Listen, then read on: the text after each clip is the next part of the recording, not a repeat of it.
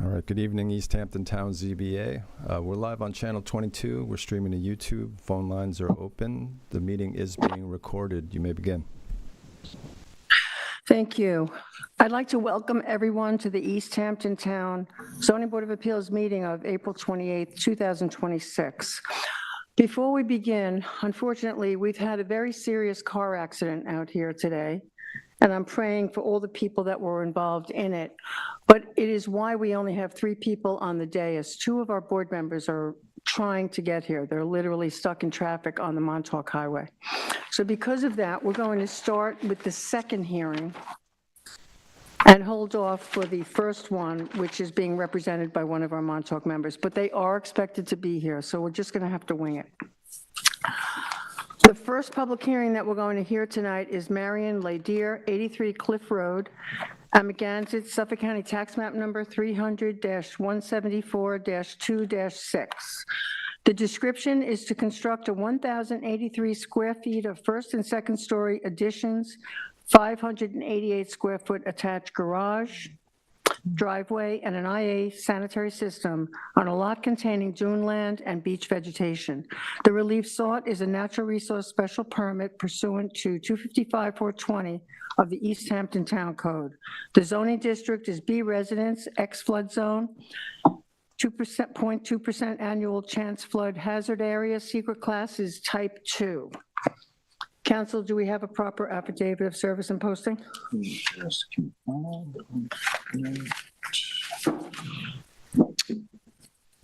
I reviewed the affidavits and everything seems to be in order, and the board has jurisdiction over this hearing. Thank you. Member Mehring, do we have a field inspection? Yes, we do. Thank you very much. So I went, as we know, this was scheduled for a prior hearing. I went yesterday to double check that there was an updated posting, which there was. It's the correct date and time. It's on a telephone pole. It's up a little high, but it's posted. Next slide. Okay. These in order. Is this the?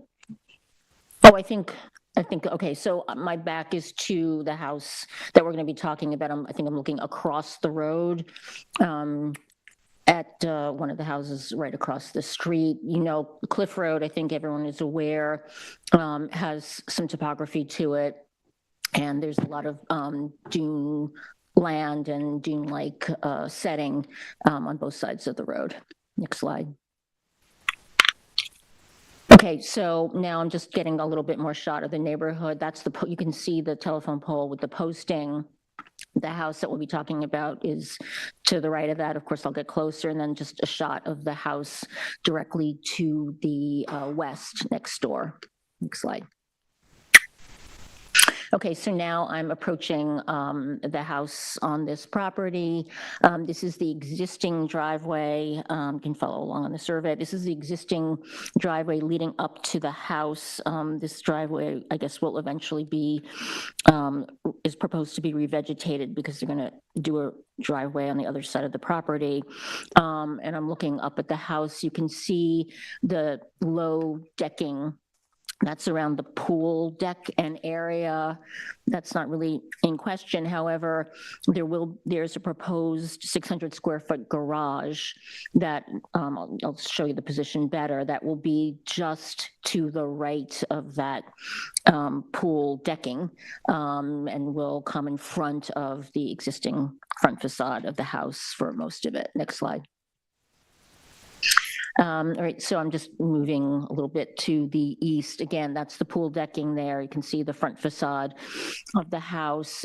This area where there's vegetation here is mixed. It's some duneland, but it's a lot of like miscanthus and I think some other maybe invasives or not natives. But there is sandy duneland and topography here.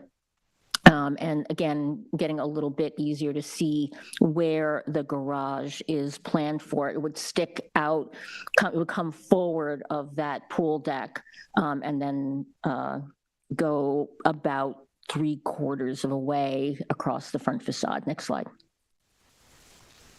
Again, I've moved a little further east. And you can see some of the vegetation. It's semi-screened from the road, but not totally. I'm going to go behind that cloth area up onto the property. Next slide. Okay, this is sort of what the property starts to look like. It does start to slope up, various vegetation there. Again, looking up towards where the garage is proposed to be. And then I'm going to start to move around the east side of the house because there's a proposed second story area that's going to go there. And I think part of the septic system. Next slide. Again, more just looking at the condition of the property on the east side and areas that will be cleared for septic and also for more additions. Next slide. Okay, so now I'm really wrapping around, kind of going up the hill. This is the current eastern facade of the house. As you can see from when we look at the survey, there's a proposed one-story addition that is going to consume or, extend most of this facade out. And then that's going to wrap around to an additional proposed two-story addition in the back of the house. So next slide. This is a straight-on view of that east facade that will have the first-story addition on it. You can see this area. It's in the TAM. It's in the discussion. A lot of this property has been cleared and basically sort of lawn grass here. There are some mature trees, which I would imagine would be in the footprint of where these additions are going to be. Next slide. I'm heading towards the back of the house. So you can start to see the corner. This is the east north corner of the house that I'm getting to. Again, cleared, very cleared. There's a set of steps. It's going to take us down because the property starts to swoop down as you get to the back. Next slide. So yeah, now you can see I'm coming down. I'm really looking at the part of the back of the house. Again, there'll be two-story addition around this part of the house, cleared mostly back here. Next slide. Oh, I think I just turned my back. I'm looking up now from kind of the lowest point on the rear. This property swoops up to Montauk Highway, and you can actually probably see the railing there, and well, you can't hear the traffic in the slide. Next slide. Okay, my back now is to that Montauk Highway, and this is a full-on of the current back of the house, which I guess will be, I'm not really clear if this is being demolished and then a whole new second-story addition or exactly what's happening. We'll talk about it. Next slide. And then I'm just looking west. I showed you the next door neighbor's house from the road. The next door neighbor has, I think, a pool and a pool deck that extends, towards the rear. Again, a lot of clearing on this property. I couldn't get around that side of the house. It's not really in play much in this application because there was a fence and there's the big decking for the pool. So I didn't go around that side. I think that is that the last one? Oh, just more about like kind of the conditions on the back, a lot of clearing. There's some accessory structures and such towards the rear. Thank you, Member I Mary. think that's it, right? Yeah. Thank you. Is there someone here to speak on behalf of the application? If you're an attorney, are you an attorney? Thankfully not. Okay, then I'll have to swear you in and state your name for the record. David Barrage, architect, Sag Harbor in New York City. Do you affirm to tell the whole truth and nothing but the truth? Thank you. You can proceed. With great photographs. It's great to photograph this time of year. It's a complex addition at the rear. It's actually going to be a split level. We're going to drop it down a whole half floor, so it's not carrying on all the way out the back. That structure at the back is pretty higgledy-piggledy. We're going to be taking that down and basically replacing that structure with a master bedroom suite on 2 levels, a master bedroom suite, and underneath it the same thing, but we're dropping it down half a level. So the topography that falls to the north down into the swale, that's how we're going to accommodate that. And as you said, on the eastern side, we're putting in a new AI system that's already got Suffolk County Health Department preliminary approval for. And just for the record, I was involved with this house 20 years ago for the previous owner.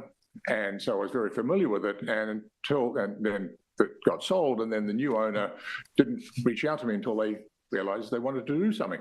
And then they realized our kids and our play set is, taking over the backyard a little bit. So they understand what the lay of the land is now and what we have to do to mitigate anything that's been done since then. And basically taking your advisement on how we move forward. Does the board have any questions? Yes, a few. I don't know if you've had a chance to read the technical analysis memo for the application, but, one of the questions is how, so a lot of land has been cleared on this property without the natural resources special permit, taking out what was, I think, protected dune land and things like that. So I know we'll hear from the planner in a bit, but what is the, how is remediation going to be fully addressed in this Basically, application? whatever you feel is correct and the guidelines for the natural resources special permit, they realize that the grass grew more than they should have, and they're just going to try and take it back to proper dune environment. So you would not be opposed to us wanting you to restore the beach vegetation on the dune land? No, not at all. I mean, Now, my question is, in 2008, there was an administrative NRSP that required turf, lawn, sod, and ornamental vegetation being prohibited. There's a little bit of a question as to whether or not those CNRs were ever filed with the clerk in Suffolk County. Do you know the status of I that? remember driving there myself. That was done for the previous owner, and that was put into the deed, and then the new owner bought it and didn't really pay attention to the fine print. Oh, okay. But they have been filed with the clerk. The CNRs have been filed. From the 2008. Yes. Yes. Administrative permit. So Okay, whatever thank you. has to now follow through to keep it in compliance is fine. So how would you go about putting together a methodology to naturalize the property? Or you're just going to leave it up to us? Or maybe we'll have the planner address that when she gets up, how you can go about that? Address it however you want it.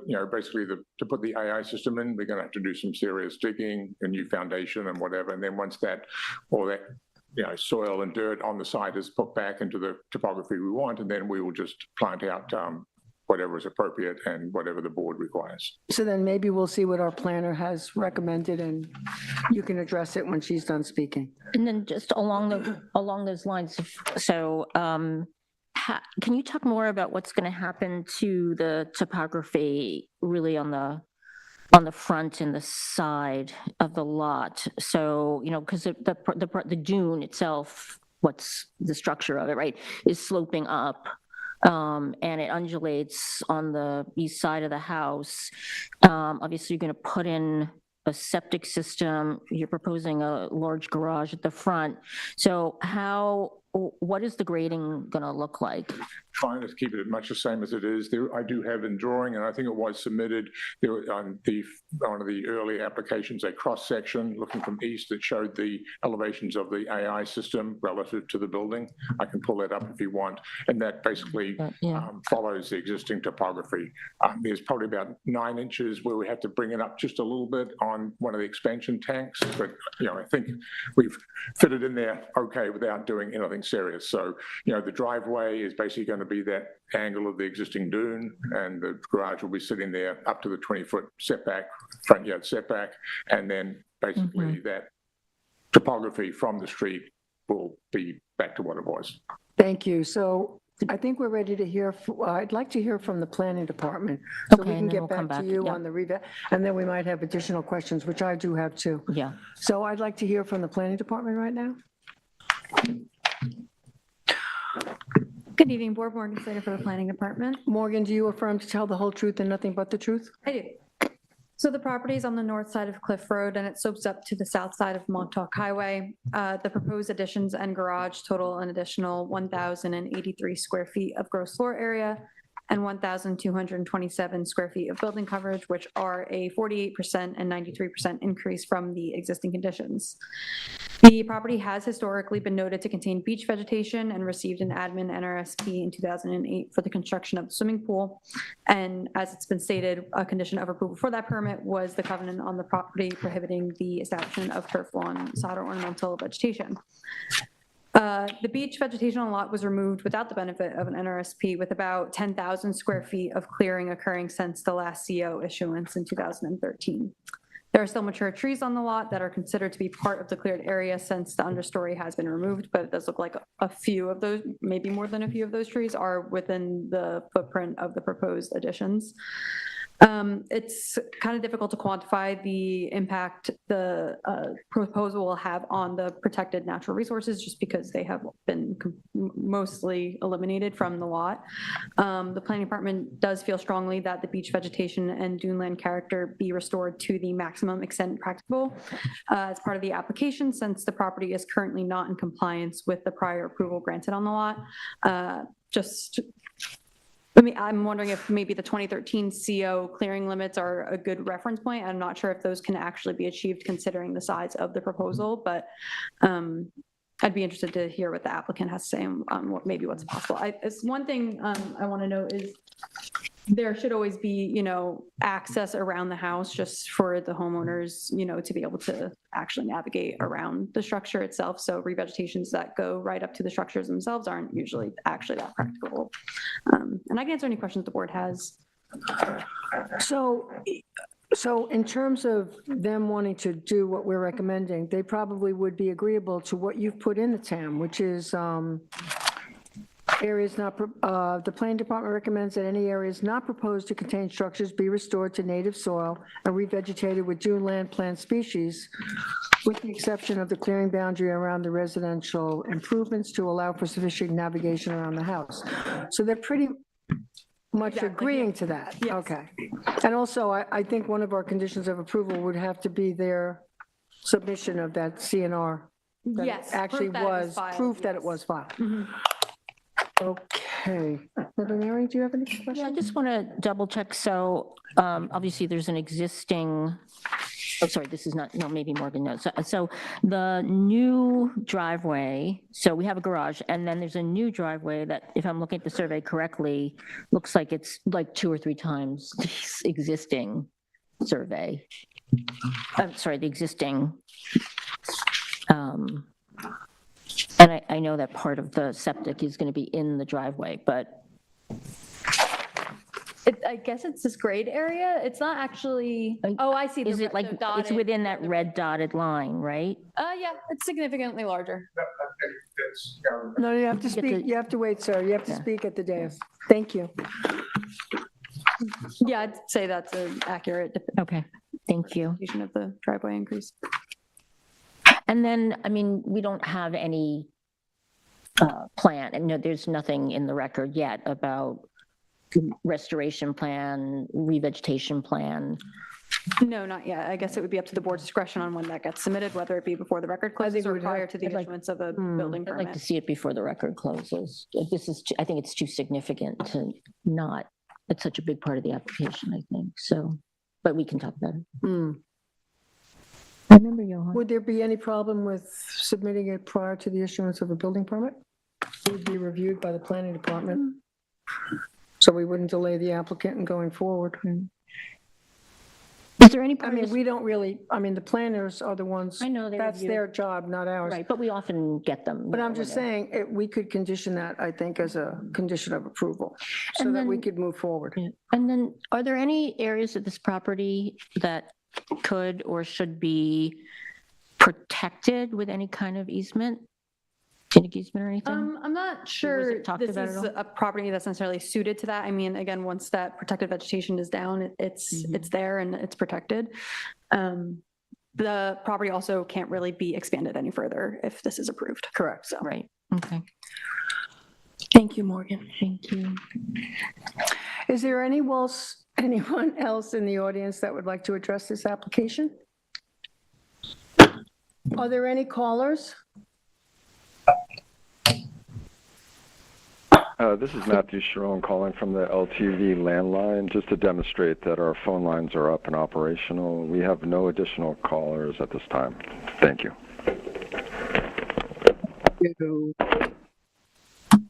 Does the board have any additional questions, or would you like? Did I have a question? Were you motioning? I know, I just saw I it. got this, Jane, thank I you. just- Would you like to summarize the public hearing?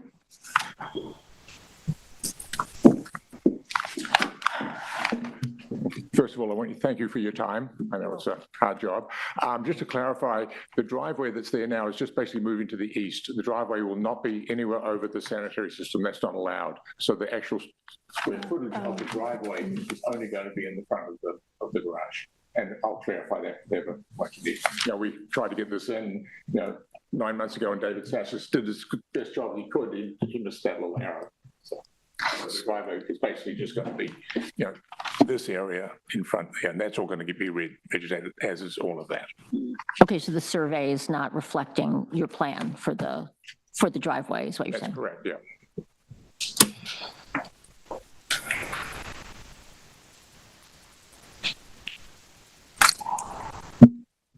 Thank you, sir. Okay, thank you very much. I don't know, I think we can, it can be a condition of approval about the revegetation plan prior to the issuance of a building permit. The planners will be able to look at that. That's their area and what they do. So I'd like to go ahead and make a motion to close this public hearing, Member Mary? I would also just make a condition that they update the survey too. Yes, okay. To show the re-veg areas and the driveway. So that would be a condition of building Approval. Building permit, permit. Yeah, right? A building permit? Okay. Yeah. update the survey and yes. But we're not leaving anything open. No, we're not leaving anything open. All right, so you want a motion? Hold on. Okay, in the matter of Marianne Ledier, sorry if I'm not saying that correctly, 83 Cliff Road, Amagansett, Suffolk County Tax Map 300-174-2-6. I make a motion to close the hearing and close the record. Second. I concur. Oops, sorry. The next one, we're going to go to the first public hearing,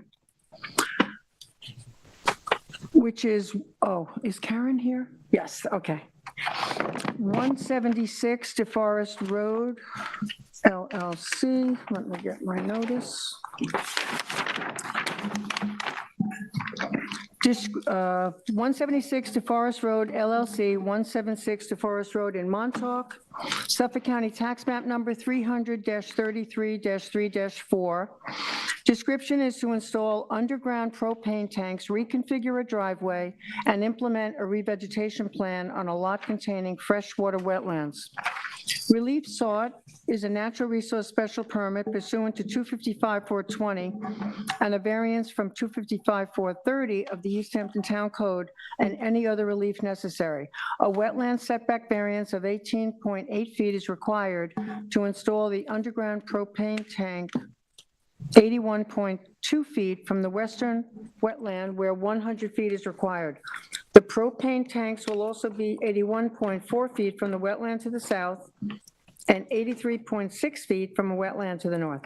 Zoning district is A10 resident zone X flood zone. Secret class is type 2. Council, do we have a proper affidavit of service and posting? Yes, I reviewed the affidavit and everything seems to be in order and the board has jurisdiction.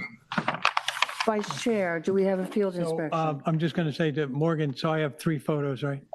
Yeah, I added 3 more Okay, thank you. from my file, So I so. apologize to the public because I've just spent 2.5 hours trying to get from Montauk to here in this traffic thing. And we were supposed to have a meeting about some additional photos. So I'll give you the ones I have and then we can go through looking at the survey for description. The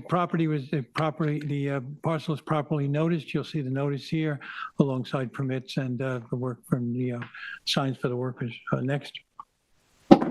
I'm just taking a look from there down the driveway. I'm looking my way up to get into the site. Next. This is, now I'm up, now there's a dumpster I can see through a tree. That's the area, unfortunately, I don't, maybe Morgan supplemented with a couple of photos. I had some good photos of where this is going to go, but we can tell from the survey. You can see the house in the distance. This is on a significant parcel of land. So the area around here, give me the next one. Do we have one more? Is that it? Oh, you added these. Okay, so these tanks that are sitting up on the ground that are going to go in. Let me see the other photo. What else do you have? And that's just of the site? That's not the Yeah, I think this is location. around the area where they're being Yeah. installed. Next one. Yeah, is that it? Is that what you have? Okay. So the one thing that I want to make point of is that the area where and we'll see it in the survey, if you put the survey up, the area where the survey shows us to be the future parking pad is well marked out. So is the area where the tanks are to go. And the new septic system, which is on here, is installed. There were photos of all of that. This is not a complicated site in terms of what we're looking at. We're looking at a location for the parking, the septic, and the tanks. And you can see the tanks on the survey here in the corner of that. That is all well marked out on the site, and the site is well protected with fencing. So I wanted you to know that the site, to me, seemed to be in order, and we can move forward with the rest of it. Thank you. Is there someone here to speak on behalf of the application? Yes, good evening, board members. Karen Hope from Timmy Latham on behalf of the applicant, 176 DeForest LLC. Here with me this evening is Bobby Wright from Men at Work, the contractor on the project. As board member Johan said, this is a pretty straightforward application. We're requesting to install 2 underground 1,000-gallon propane tanks adjacent to the proposed reconfigured driveway and parking area. And we're implementing a 15,498 square feet revegetation plan as depicted on the Walbridge survey in that kind of a light green color. We've also provided a landscape plan from LaGuardia Architect. The property itself is roughly 18 acres and is constrained by various pockets of wetlands, which you can see on the survey. The underground tanks are proposed at the most conforming places on the property and roughly 90 feet from the house. The IA sanitary system, to which an NRSP waiver was issued, was recently installed, as well as the sediment control fencing, which was reviewed by Morgan and deemed acceptable. We also have a DEC permit for the project that is before you, and that has also been uploaded into the OpenGov portal. I have some aerial photographs if the board would like to see, just showing the existing site conditions, but I think the photographs pretty much tell the story of what the site looks like. The area where the propane tanks are going to be buried is already disturbed, it's cleared. And, you know, as part of the TAM, there were some conditions that were recommended in terms of some modifications to the re-veg plan to include more woody native species, which we will certainly do. So we can modify the re-veg plan to incorporate that. Board has any questions, happy to answer them. Board have any questions? I don't. I was on the site and I could see it was well marked out. So it's just a question of what we think about the location, but it seemed obvious to me what the plan is looking at the site. So if anybody else has a question? Anybody else have a question? Can we start over? Hi, Terry. No, Thank I you, was also Karen. at the site. I've seen it, yeah. Can we now hear from the planning department?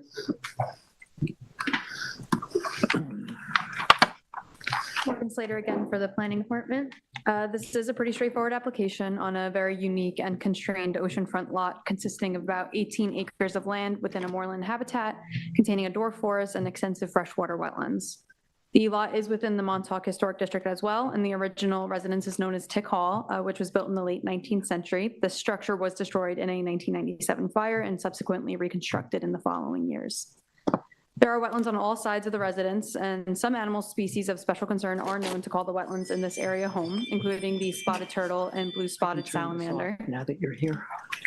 Wetland-dependent species also rely on wetland buffers for nesting, foraging, and shelter, and they also act as a corridor to other wetlands within the same system. The application is for the installation of propane tanks and some work to the driveway. There are not many places on this lot that meet minimum wetland setbacks, and the propane tanks do seem to be proposed in the most conforming location on the lot. There is currently no setback between the existing driveway and the wetland in one of the parking areas. The driveway is being reoriented to be 1.8 feet away from the wetland. The planning department recommends that the driveway separation from the wetland be maximized as much as possible. There is an approximately 15,000 square foot revegetation proposed, and the planning department recommends that this plan be revised to include a larger proportion of native woody species to imitate the moorland habitat and provide a high-quality wetland buffer. And I can answer any questions the board may have about the application. Any questions? I don't really have any What was the questions. revegetation number? I'm sorry. About, it's 15,000. 498, the one that's in the TAM? Yeah, the 15,000 is a rough number. Thank you, Morgan. Is there anyone in the audience that would like to speak to this application? Do we have any callers? We have no callers on the line at this time. Karen, is there anything you'd like to summarize? Just that, the board would be inclined to close the public hearing, and we will modify the revegetation plan to include the native woody species or additional native woody species acceptable to the planner. So if there's anything else that the board, as I said, has questions on, happy to answer them. Well, if approved, I think that could be a condition of approval prior to an issuance of a building permit. Thank you. Vice Chair, do we have a motion? I'd like to make a motion in the application of 176 to Forest Road LLC, 176 to Forest Road, Montauk, Suffolk County Tax Map 300-33-3-4, to close the public hearing in the public record at this time. Second? Concur. Concur. Thank you.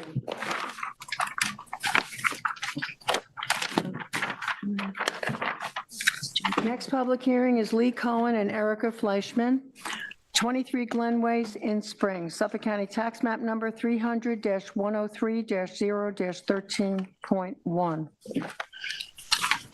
Description is to remove existing decking and to construct 273 square foot swimming pool, 286 square foot pool deck, pool fencing, pool equipment, a 450 square foot accessory structure, 70 square foot sauna, 330 square feet of decking, walkways, 460 square feet driveway extension with EV charger, 405 square foot porch, a grill area, window well, retaining walls, planters, and an upgrade sanitary system on a parcel of land containing freshwater wetlands. Now, before I continue, there have been a number of revisions made to this project, which the agent or the applicant can address when they make their presentation. The relief sought is a natural resource special permit pursuant to 255-420 of the East Hampton Town Code, and 8 variances are required for this application. Variances of 98 feet, 75, 66.5, 54, 30, and 19.5 are required from 255-430 of the Town Code to allow the proposed pool fence to be constructed to sauna 25, window well 33.5, decking 46, I'm assuming feet, porch 70, and grill area 80.5 feet from freshwater wetlands where a 100-foot setback is required. One variance of 42 feet is required from 255-430 of the Town Code to clear vegetation 8 feet from the edge of wetlands where a 50-foot setback is required. One variance of 10 feet is required from 255-1110 of the Town Code to construct the proposed pool equipment 20 feet from the northern front yard lot line where a 30-foot setback is required and any other relief necessary. Zoning district is a B residence, Zone X flood zone. Secret class is type 2. Council, is the affidavit of service and posting in order? Yes, you guys are all good on the affidavit of notice and posting. Member Kiley, do we have a field inspection? Do. The first slide is the first posting is proper. I believe this is done from Shore Ridge Road. Next slide. The second posting is done on Glen Way. This is standing Glenway Road facing the front elevation of the house. Unfortunately, There was a 30-yard dumpster and a van in the front. This is the existing driveway, which is proposed to move. Next slide. This is the best shot of the front of the house that I could get. Next slide. As I move left around the house, which is going south, this is where the property abuts the wetlands. The property is somewhat elevated from those wetlands. Next slide. So moving towards the side of the house, just, I don't know why I took a picture of an air conditioning unit, but I did. You're on the board long enough, you do. Next slide. Good picture. This is the back of the house. There's a substantial screening along the back of the house. Next slide. This was an elevation shot from Shore Ridge Road. Where the proposed pool would be, what the visual impact would be. So next slide. This is the approximate location of where the pool would be on the north side of the house. Next slide. This picture is of the abutting neighbor, and there is some existing vegetation there, but this would be a visual impact where the pool location would be. Next slide. I did not take that photo. Thank you, Member Kylie. Do we have someone here to speak on behalf of the application? Yes.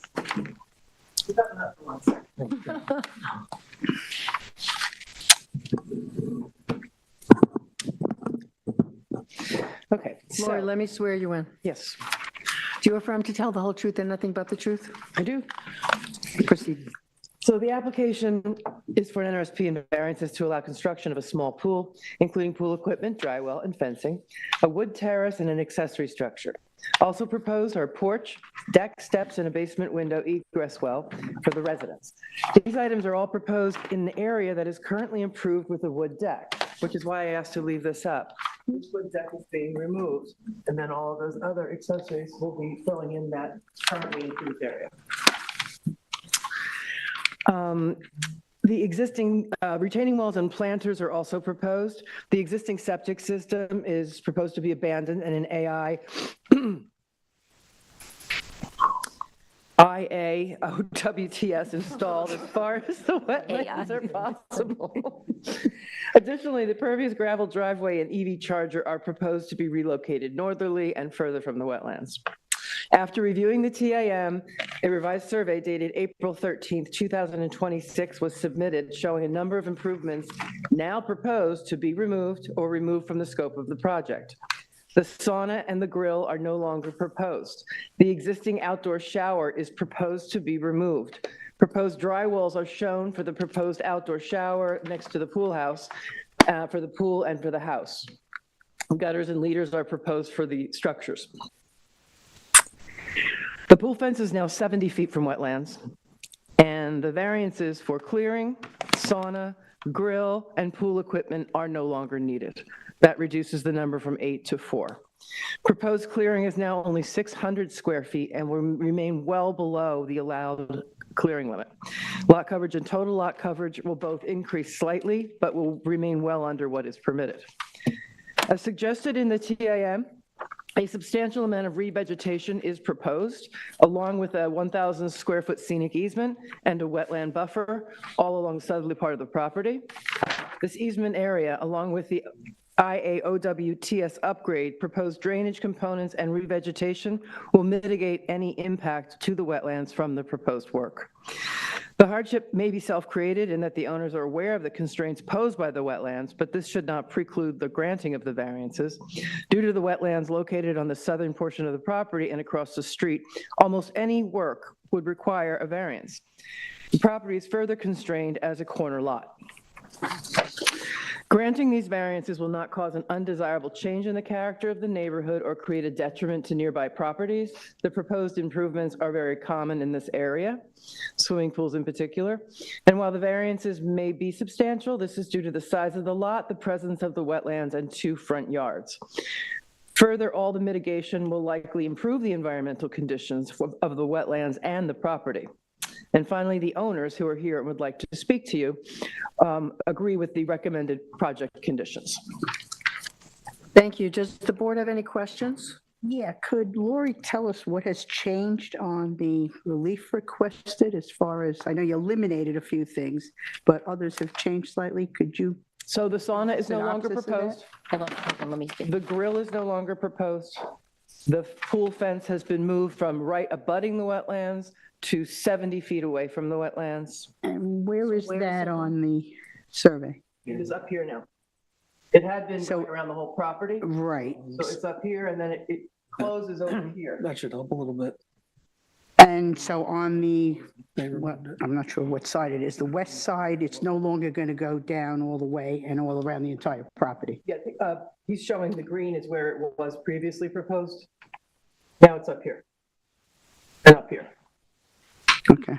And then the clearing, we're no longer clearing down by the wetlands, but instead we're putting a scenic easement on the wetlands, a wetland buffer, and revegetating a significant part of the southern portion of the property.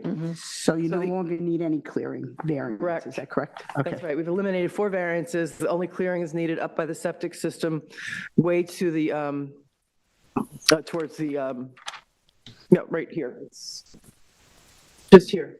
This is the only clearing that's required now.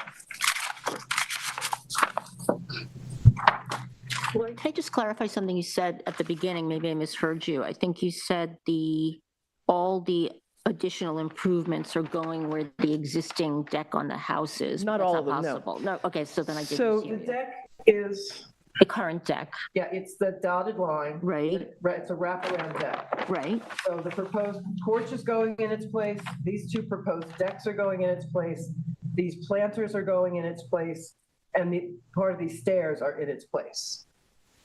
Not all the improvements, obviously, because. Okay, up so here- I think you meant the proposed porch improvement is mostly going in Correct. place. So Okay. the pool terrace, and the accessory structure and the septic system are further away from that existing deck And and the wetlands. the proposed accessory structure, I mean, that's obviously, it's more than 200 square feet, so it can't be a pool house, even though it's near a pool, It's not a right? pool house, and I'll let my clients address that because it's very specific to That was my a question. need of their sons. Mhm. But, well, go ahead. Go ahead, Jen. I'm sorry, just one more. So the, when it says proposed landscape screening, I'm looking kind of towards the top of the survey, north of the pool, proposed pool and back. So that area, I mean, I guess it's considered cleared because the understory is gone, but there are some very mature, a lot of mature white oak trees there. They're So, not going to be disturbing the white oaks, but they are going to be planting a privacy barrier for their swimming pool because it's up against the road. So none of the trees will be, No, the Taken trees. out. no. Some trees will have to go because of the I septic was just system. going to say, how's No, that possible? That's a pretty good stand of white oaks, and a lot of them in the central part of it are going to go. But as was mentioned by Member Mearing, it is considered cleared because the understory is gone. That's correct. I get that. Mm-hmm. The deck that we currently see along Glenway, which exists now, will be removed completely, and just this small deck that's part of the staircase into the front of the house. 2 small decks, Okay. and then the stairs to access them. Yeah, so they'll be reconfigured though from the existing one now that kind of goes the width of the house. Correct. That's coming off. Just a quick back to the pool fence for a minute. Sure. Is it going to go along the property line on the Shore Ridge side? I thought Yes. What you had indicated was a little bit less. No, it's up here. It's right on the Still going property all the line. way up to the property On line. both roads. Okay, then. So just for the record, Lori, could you, for the record, just state the 4 variances you're now requesting? Yes.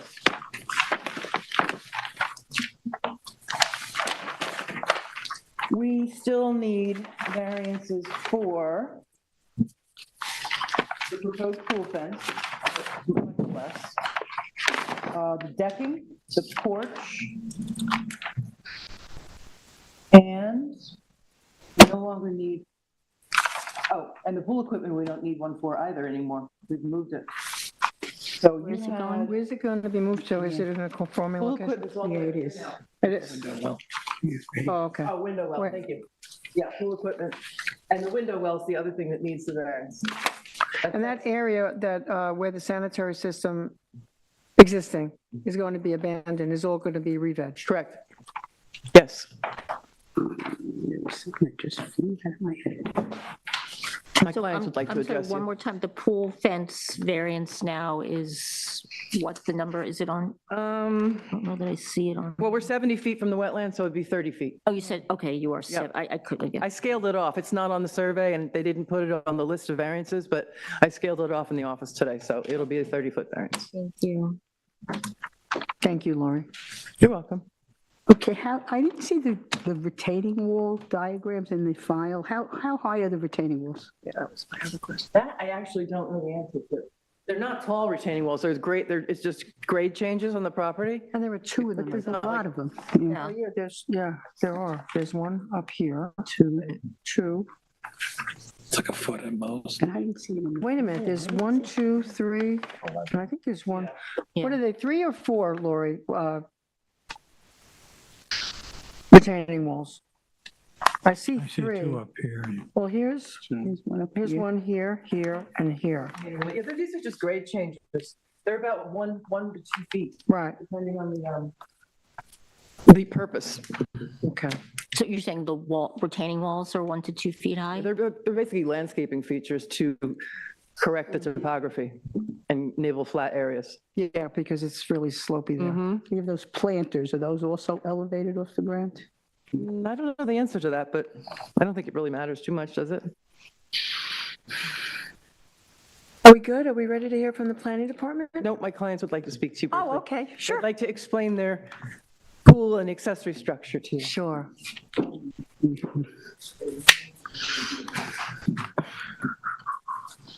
Lee Cohen? Erica Fleischman. And I do have to swear you in. Do you both affirm to tell the whole truth and nothing but the truth? Yes. Double swearing. Double swear in, that's a first. So we bought the property. We'd love to be able to use it to its maximum potential. Our plan is obviously this relatively small pool and accessory structure. For us, it's us, and our family includes our son. Our son happens to be a competitive water polo player. And for us, we look at this pool as like a small facility that he can kind of train at. He competes year round, swims 5-6 days a week, travels internationally to compete. And so for us to be able to have a small facility with the accessory structure for him to do some training in, along with a small pool, is just great for our family. So that's kind of what the purpose of this for us is, to kind of do this for him and help support his goal of becoming a Division I college water polo player. How old is he now? He's 10. That's very exciting. Yes. What is the actual accessory structure for? It's going to be a small home gym workout facility. Yeah. Gymnasium of some sort, Yeah. size room? Yeah. Will it have plumbing, No. bathroom, No. sinks? No. Nothing like that? No plumbing, No. so no need for septic at all? No. No water. No. No water None. inside at all. No.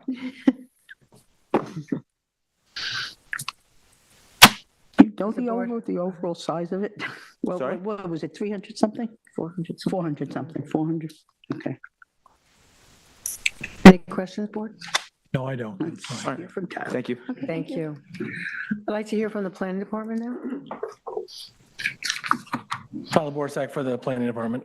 Do you affirm to tell the whole truth and nothing but the truth? I do. So this parcel is located on the southwest corner of Glenway and Shore Ridge in Springs. The project before the board is to construct a number of new structures and expanding existing structures on a constrained property. The project is proposing to demolish an existing approximately 700 square feet of decking and to construct a new swimming pool with decking, a new 450 square foot accessory building, a new porch on the north side of the residence, decking on the east side of the residence, a window well for basement egress, a new driveway with vehicle charger, retaining walls, and fencing. The project has gone through some significant revisions since the original assessment was written. The applicants have eliminated the proposed sauna and grill area, reduced the amount of clearing, included a revegetation buffer to wetlands, proposed a small scenic easement over the wetlands and a minimal buffer, and relocated the proposed pool fencing to a significantly better setback. The wetlands within jurisdiction constitute an integral part of the natural environment, more specifically, the hydrological system. These wetlands are notable for containing significant amounts of standing water at points throughout the year, and are also connected to several extensive wetlands throughout the Barnes Landing area. In addition to diversifying the landscape, these wetlands are a link between the land and the water and provide a rich habitat for many plants and wildlife. These wetlands are especially important in the absorption of storage of floodwaters, which help to improve water quality. The project before the zoning board proposes some significant changes to the existing improvements on the parcel, which includes a substantial total lot coverage increase. The project had included notable variance requests for structures in close proximity to wetlands. Those variances have either been eliminated or reduced since the notice for the project was posted. The proposed fencing has been proposed with an improved setback of, I have it at 60 feet. There is a section of the fence a little bit further south. I had it at 70 feet originally, but I think it's 60 feet. The sawn and the grill have both been eliminated entirely from the project. The proposed driveway expansion has been relocated further north on the parcel and increased its setback to approximately 65 feet.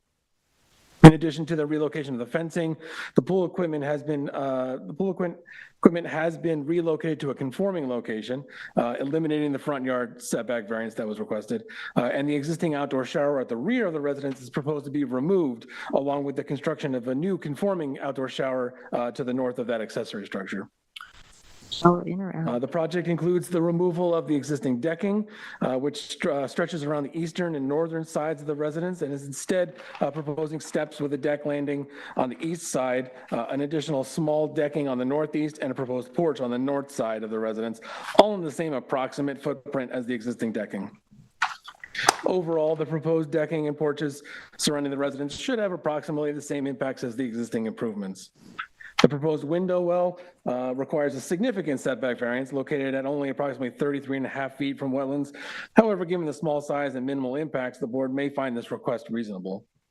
The proposed window well may be in order to increase the intensity of use of the basement of the residence, which could lead to an increase in impacts. However, the applicants are proposing to relocate the existing conventional sanitary system, which is set back only 25 feet from wetlands, to a modern IA sanitary system, which is set back 117 feet, a noteworthy increase and mitigation for the increased use of the basement. To the north of the existing residence includes an accessory building, swimming pool, pool fencing, and a few associated structures. These structures all meet setbacks to wetlands, but still require careful review and may speak to the overall overdevelopment of the parcel. These structures make up the bulk of the new improvements of the parcel and are situated between the 100-foot setback to wetlands and the 30-foot front yard lot line setback for accessory structures. The previously proposed pool equipment has been relocated to eliminate the need for a front yard variance and is now conforming to all setbacks. The grade surrounding the swimming pool is proposed to be raised from the existing approximately 10 feet to a proposed 11.8 feet. And that would just be along this southern side of the swimming pool. To the north, they're going to have to lower grade slightly, but it'd be very minimal lowering grade up there. I think the grade up there is around 12. So it wouldn't be a significant regrading up there. Presumably, the change in grade is partially to allow for a deeper swimming pool, proposed to be 5 feet deep, and also maintain the required 2-foot separation to groundwater. These structures are conforming to wetland setbacks. However, they still provide a substantial increase in coverage, total coverage, clearing, and overall intensity of use on a constrained and non-conforming property, and need to be carefully considered in light of the NRSP standards. The proposed total lot coverage especially is a significant increase over the existing conditions, with 129% increase and a lot coverage increase of 66% with the inclusion of the covered porch and new accessory building. That said, the parcel does not currently have any parking on the property itself, and the proposed driveway is over 900 square feet of that increase in total lot coverage. As mitigation, the applicants have proposed to upgrade the existing sanitary system in what appears to be the most conforming location available on the property. In addition, the proposed outdoor shower appears to now be directed to a dry well, and a revegetation of the parcel is also included along with scenic easement. The proposed revegetation is approximately 2,550 square feet and would increase the buffer to the wetlands where possible. The existing structures on the property limit how much of a buffer can be established in many places, but the proposed revegetation is a worthy mitigation measure to help offset some of the increase in improved services proposed in the project. In addition to the revegetation, the applicants have included a scenic easement over the wetlands themselves and a 10-foot buffer. The proposed easement has limited value considering its small size, but is still worthy of consideration as additional mitigation. The planning department recommended that any new structures be concentrated north of the existing residence when we wrote our assessment, and the applicants appear to have taken that into consideration and eliminated any new proposed structures south of the existing improvements, and either eliminated or improved proposed variances where possible. The board should still look at the scale of the improvements, the level of development, and how those meet the NRSP standards, but the project as a whole has improved since the planning department assessment was first written.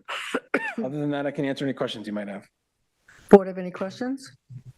I have a couple. One is, have you reviewed a re-veg plan for this site and what's going to No, look like? the proposed re-veg just came in somewhat recently, so we haven't gotten a plan or anything like that for it So yet. I'd be interested to know what's going to happen protecting the site and the activity from Shore Ridge Road, what's going on up there.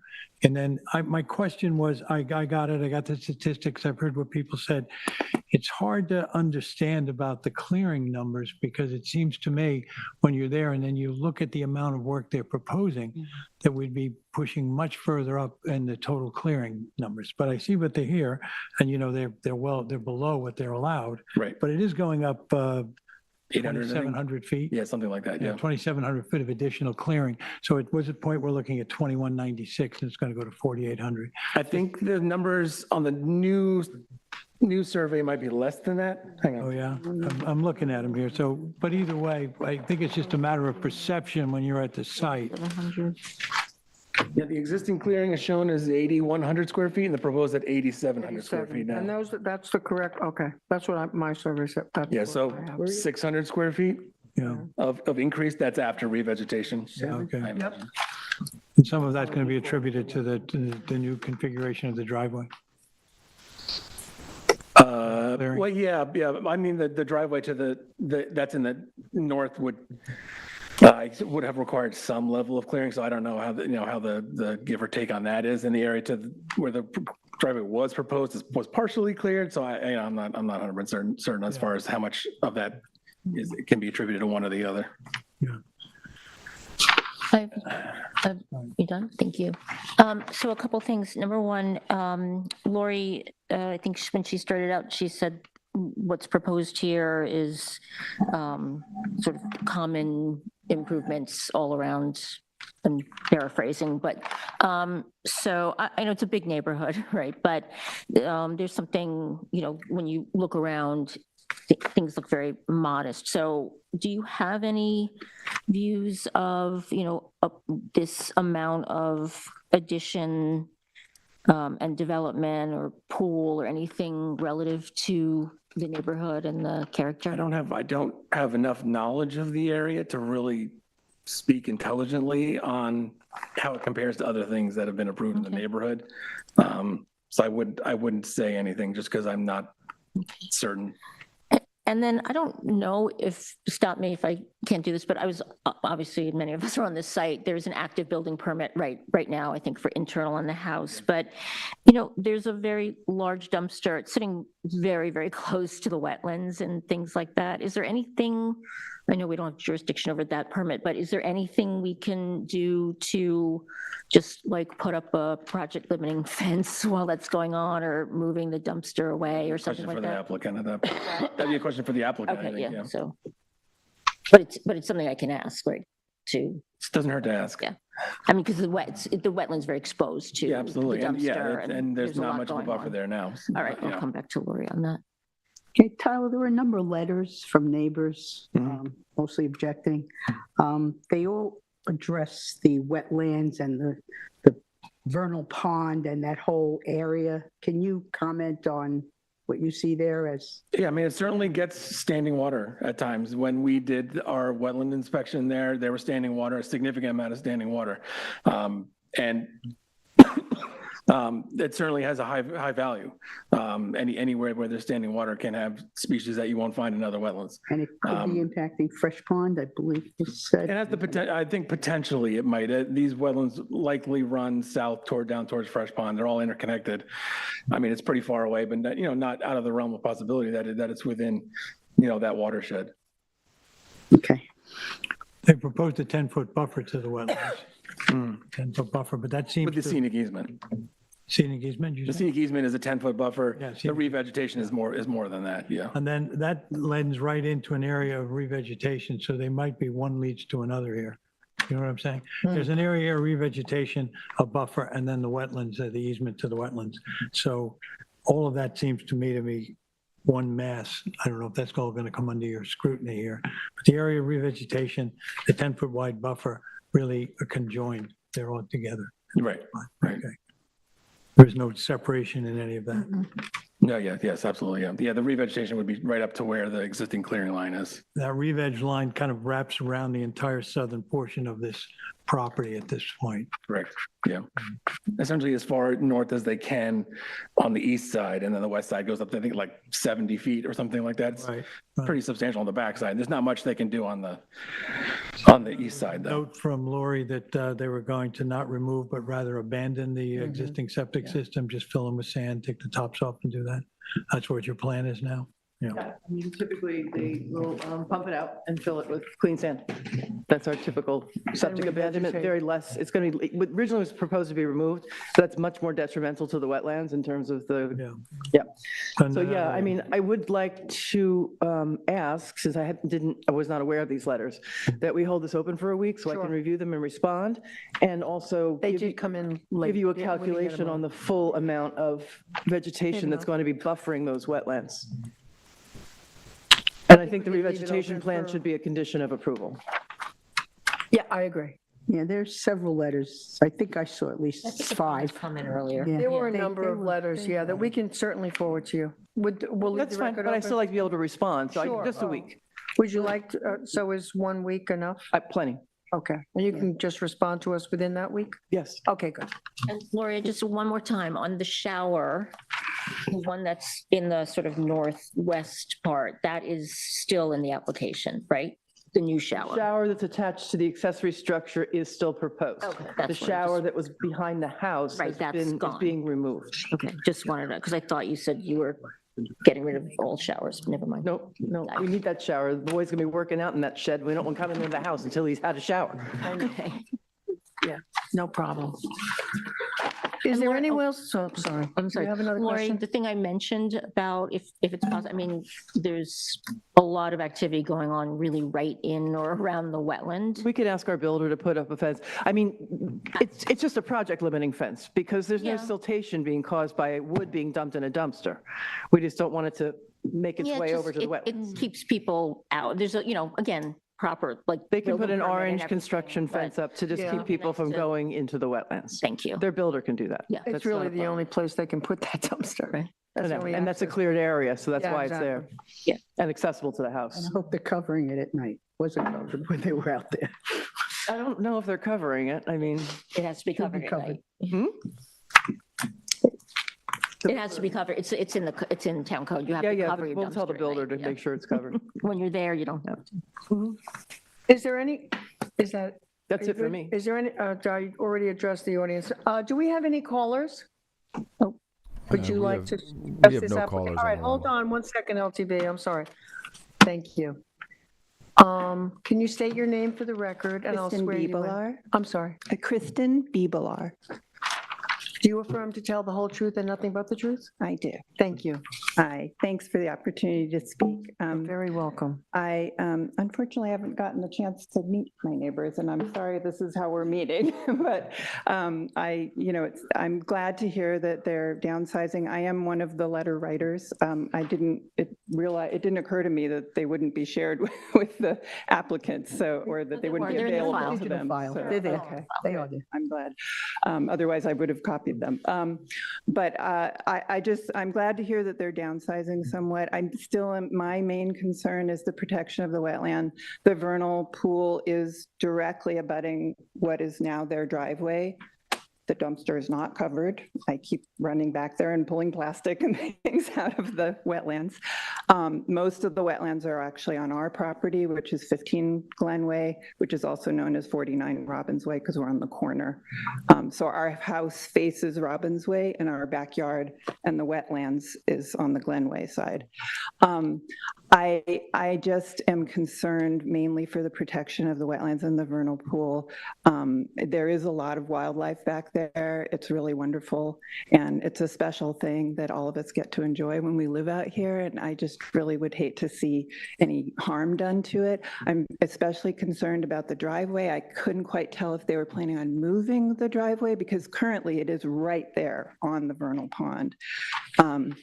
It would be great if they're, I thought they were asking to expand it. If they're asking to move it or expand it, I would just hope it moved further away from the wetlands and not closer to them. Also, I'm concerned about the casement window. That's actually one of the things that's specifically recommended against when you have a vernal pond, because a lot of the wildlife that lives in those areas will fall into the window frame and then not be able to get out. So I couldn't quite tell where that was happening, if it's on the wetland side or not. You know, and I'm glad to hear that they're putting in what it sounds like is a low nitrogen septic. A lot of acronyms, but I assume that's what they mean. And just, you know, I am opposing the application, but if you decide to grant it in part or in whole, I just would ask that you do everything you can to make sure that the wetlands and the vernal pool in particular are protected. I also wanted to note that there is bamboo growing on their property. It was there before they bought the house. The former owners used to sort of hack away at it, so it never kind of escaped, but it now comes into my property and it's slowly making its way down to the wetlands. So you'll let it, Yeah, and I would really appreciate it if that could be part of a condition, if you're going to grant it, that they remove it. You're shaking your head. Well, I'll talk to them now that I know them. I All appreciate right. your comments, but unfortunately, the removal of the bamboo is not a part of this application. Okay, got you. Okay. Well, thank you very much for letting me speak. You're very welcome. LTV, do we have any callers? We do not have any callers at this time. Maureen? So yes, just to answer a couple of questions. The driveway has been moved. It was originally proposed, I can't see this. It was originally here, and then it was going to be here, and right now it's up here. I moved it north at the recommendation of the planner. The casement window can have protection. There can be a fence around it that will keep the wildlife from falling into it.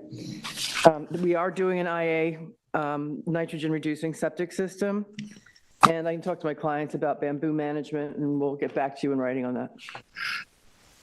You want to submit that as part of your, when we leave the record open? Yes. A bamboo, okay. What are you proposing with the bamboo? Probably a root barrier.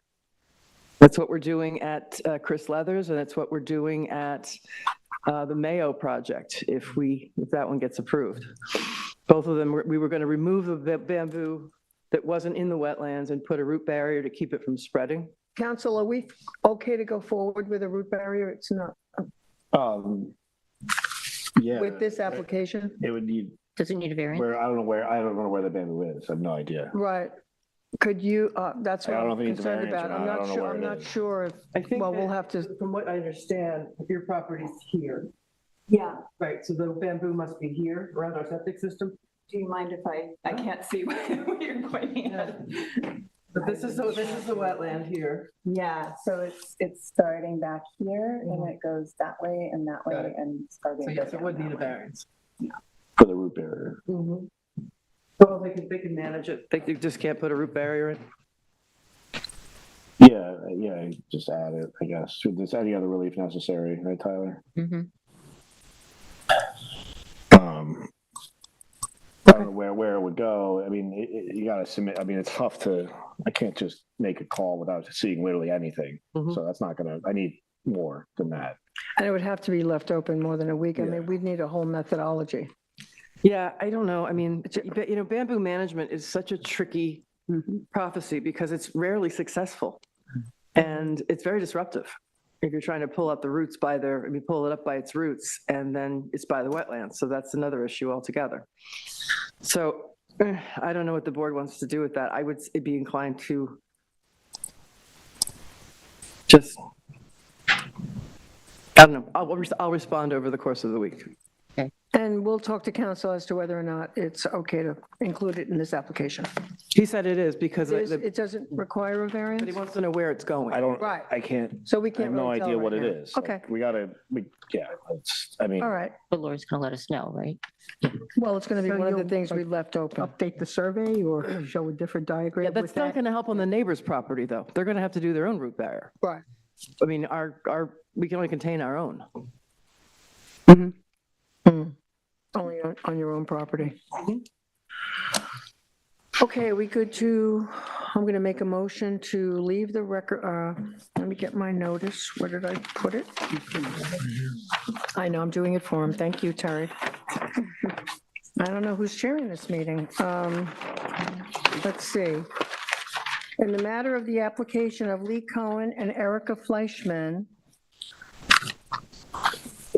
23 Glen Way, Barnes Landing Section, Suffolk County Tax Map Number 103-9-13.1.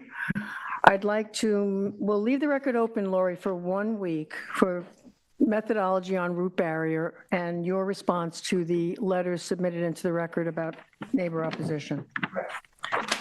And we'll leave it open for, how long would you need? Because the root barrier, that's a little bit more complicated. 1 week. 1 week? Okay, we'll leave it open for 1 week. Do I have a second? Second. Concur. Very good.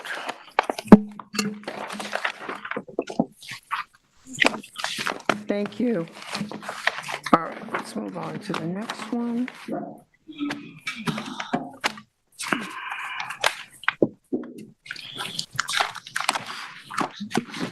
Okay, our next application is a continuation of a public hearing.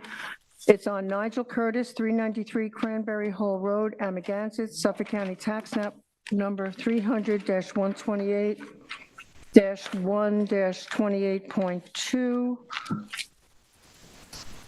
Description is to relocate an existing residence to a more landward location and remove a 185 linear foot geocube sandbag on a parcel of land containing barrier dunes, beaches, dune land, and beach vegetation.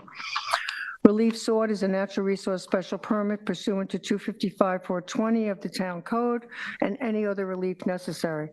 The residence and decking are proposed to be moved from 12 feet and 5 feet from the dune crest respectively to 32.1 feet and 27.9 feet, where a 75-foot setback is typically required pursuant to 255-440 coastal setbacks. Zoning district is an A residence AE flood zone, elevation 10.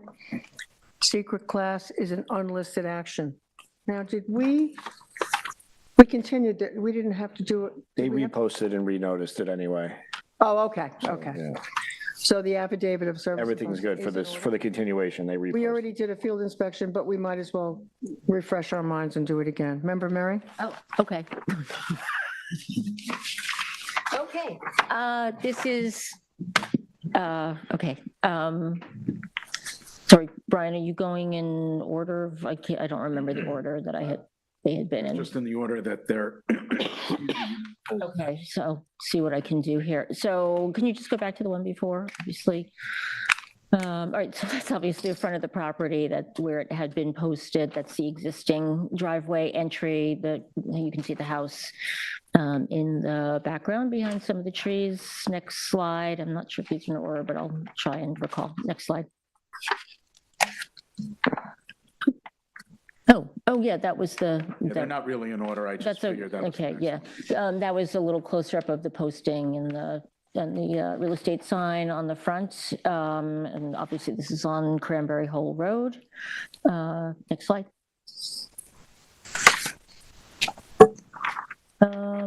Okay, this is the current eastern side of the house, and that abuts the most intact dune land that stretches to the east, and then I think onto the property next door. This is, well, they've we've changed the position, right, of where the house is going to be moved. Right, because Brian, right, so now the house is really moving forward before it was going to be moved forward, and I think a bit to the east, and that's changed, right? So this, we're going to see pictures of this dune land, which I think is now mostly out of play in a sense, right? Because of how, well, it depends on where they put the driveway. Next slide, sorry. This is the current front facade of the house and the steps. Again, this whole thing will be moved forward. Next slide.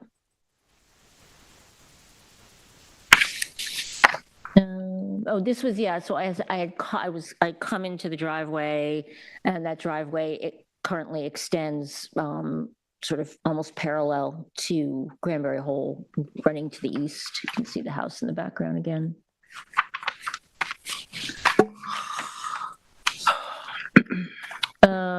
This is, I think this is across the, I can't remember when I shot this. I think I'm looking at the dune land on the east side of the house from Cranberry Hole Road. Or was that, I can't tell if that is the house across the street. What? That's across the street. Off the road. Okay, so this was probably looking across to the neighbor across the road. That's the dune land on that side. Sorry. Next slide.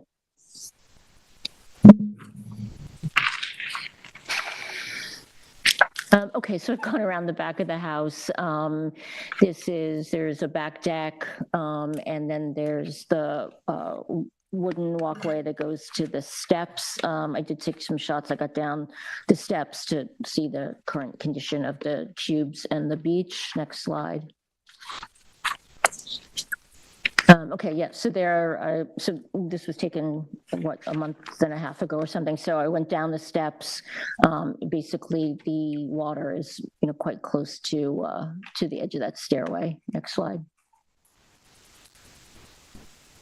Okay, this is from the beach, pictures of the multiple sets of cubes, and then you can see the neighbor's house to the west in this shot. Next slide. Yeah, now I'm looking at the cubes in the other direction. I believe I'm looking east along the, you can see the current house up above, and then looking towards the neighbors to the east. Next slide. More about the cubes, the current staircase, the current position of the house. You can see the buried cubes. So there's, I think, Brian, it's at 3-something layers. And then this coming around the side of the house, you can see the dune land, the water, the current house. That's it. Okay. Sorry, I took these quite a while ago, so. Thank you, Member Murray. It was good for me to refresh as well. Is there someone here to speak to this application?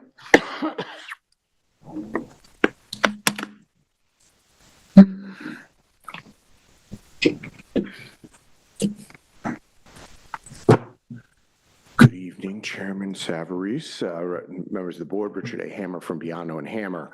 I'm hopeful I can be brief because essentially what had happened is at the last hearing, the original plan was to propose to relocate the residents to the eastern side of the property. I think the TAM and Brian recommended that we propose relocating it to the western side of the property as we retreated from the eroding coastline, which we agreed to do. The hearing was continued for two things. One is we had to update our construction protocol, which was submitted there. You'll see in the construction protocol, there are a couple things that we addressed as well. One is we relocated the stairway so that it is parallel to the water as opposed to walking straight down. That was one of the suggestions. We also, had the protocol updated to include the relocation of the west, because that kind of happened right before the hearing. We also reduced the driveway that's proposed. If you look in the, part of the plan was to relocate it using the areas of the clear driveway as a temporary staging, and we did reduce that parking area to the east significantly. The more important reason for the continuation was to address the addition of some additional beach-compatible sand, which what made this no longer a type 2. I think it was going to an unlisted action.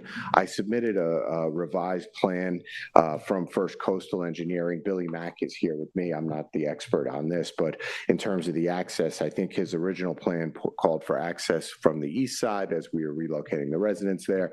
The new plan calls for a different access point, and it does show a profile of the proposed restoration of the angle of repose along the front of the property after the sandbags are removed. It also does address the removal of the access, and you can see on the plan it shows the construction access that's taking place essentially due east of the existing residence right now. The plan would be to remove the house, relocate the house, and then use that, the disturbed areas to access the beach, and then to add the fill that's required there and to plant it with beach grass. And, any questions on that, I have Billy here with me because he's the one that's more familiar with the installation or removal of these things. I was here about 5 or 6 weeks ago, and there was a hearing for a similar project that had removal of geocubes on the end of Surfside, is my recollection. The difference here is we're doing a little bit of restoration that we think is warranted based on the duration of the geocubes and the need to get these out. But the town wants these removed. The landowner wants them removed, and that's why they're proposing to relocate this structure, is to facilitate the ability to remove them. And hopefully when the residence is relocated, we won't have the same erosional exposure that we do in its current condition. I think the hope is that we will find some kind of an erosional shadow or wherever where this becomes a more stable coastline. You can see in the pictures that you were looking through, there are geocube structures on both sides of this property right now that remain unaddressed, to my knowledge, by the town. It's just we're the ones in front of the board seeking approval to do this tonight. And other than that, I'll answer any questions or refer you to Billy if you have more questions. I don't think the zoning issues on this are controversial at all. Everybody, the town comprehensive plan, this Coastal Erosion Hazard Act basically says retreat from the eroding shoreline. This is the best possible location that we can identify on the property. And the new location for the sanitary system, all that follows where we're relocating. And that's why the protocol was revised accordingly. Can I just confirm the date of the most recent survey, February 12th, 2026? You know what? I cannot, because my files are in Montauk. You couldn't get there, Tim. Couldn't get there Yeah, today. I know, turned around unbelievable. and came back because I wasn't going to make it for the hearing. So I had the whole file assembled, ready to bring with me. The only thing Charlie was able to print out a couple of things, so I had something to refer to tonight. But my actual file, I can't refer. But I do believe it's attached to the construction protocol. I could look it up You know on my what? I phone. do have the date of that. One second. Yeah, I'm pretty sure. Is that it right there? Just want to make sure I've got the right driveway. 12, 2020. That's what I Yes, thought. very Okay, good. thank you. What is the status with the DEC? The DEC took an unusual stance on our application to relocate the residents, but we have not gone back to address their comments until we get through the town, because typically they will follow suit. But they were saying, oh, it doesn't meet wetland setbacks. Nothing meets wetland setbacks. I do think it's an achievable approval that we'll get, but I think they were kind of waiting for more input and thought through it. We have significantly revised our plan since we originally submitted to the DEC. Sure. The proposed new relocation of the house is going to make it FEMA compliant for elevation. Yes, that is correct. Yeah. Okay. It has to, actually. Yeah, I know. Not optional, although there is some concern as to whether or not, I just saw on the town website, I don't know, maybe Brian has more information in terms of the 3.5 foot of freeboard versus 2 foot of freeboard and exactly how that's going to be implemented. But I think we did design it for the 3.5 foot because we anticipate that's what they're going to You require. reduce the roof height. I don't know if anybody else has any other questions. I'm going to have questions for Billy, though. Okay. I do not have any questions for Andy. All right now, thank you. You can state your name for the record, and I'll swear you in. Billy Mack, First Coastal. Hi, everybody. Do you affirm to tell the whole truth and nothing but the truth? I do. Thank you. Thank you. So a big part of this application, going way back, has always been the geocubes, their existence, and then the willingness of the applicant here to take a stance and now have them removed. So the last time we had a bit of a hearing here, we talked about the protocol around removing them, what happens to the material that's in there, just how much volume is there.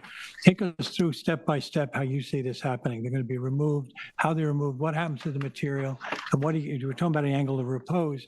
What do you predict here? I know we have a drawing, but I'd like to hear from you just how you see this happening. Sure, sure. So we did modify the construction access to come through the driveway. So that seems to be the shortest path to get to the structure, the geocube structures. What we're proposing to do is to expose the bags completely with an excavator and then stockpile that sand immediately landward of it. Then what we can do is literally strap the bags, because they all have these strapping to them attached to them, slice the bags open, pull the plastic out, the remaining plastic, all of it will come out because it's very durable. So all we have to do is let the sand exit these geocubes. That sand is beach compatible sand because that was exactly what was required to be installed. And that sand will remain, and we'll reutilize that sand to stabilize the eroded bluff. So when you take it out, the bags get lifted up, you slice the bag, and that material will wind up on top of the existing block, Actually, not down. we'll slice it in location. So that sand will remain exactly where the bag is. That'll reduce the amount of restoration we have to do where the bag was. Okay. So that's the most ideal location to place the sand, because otherwise we'd be leaving a sheer cliff.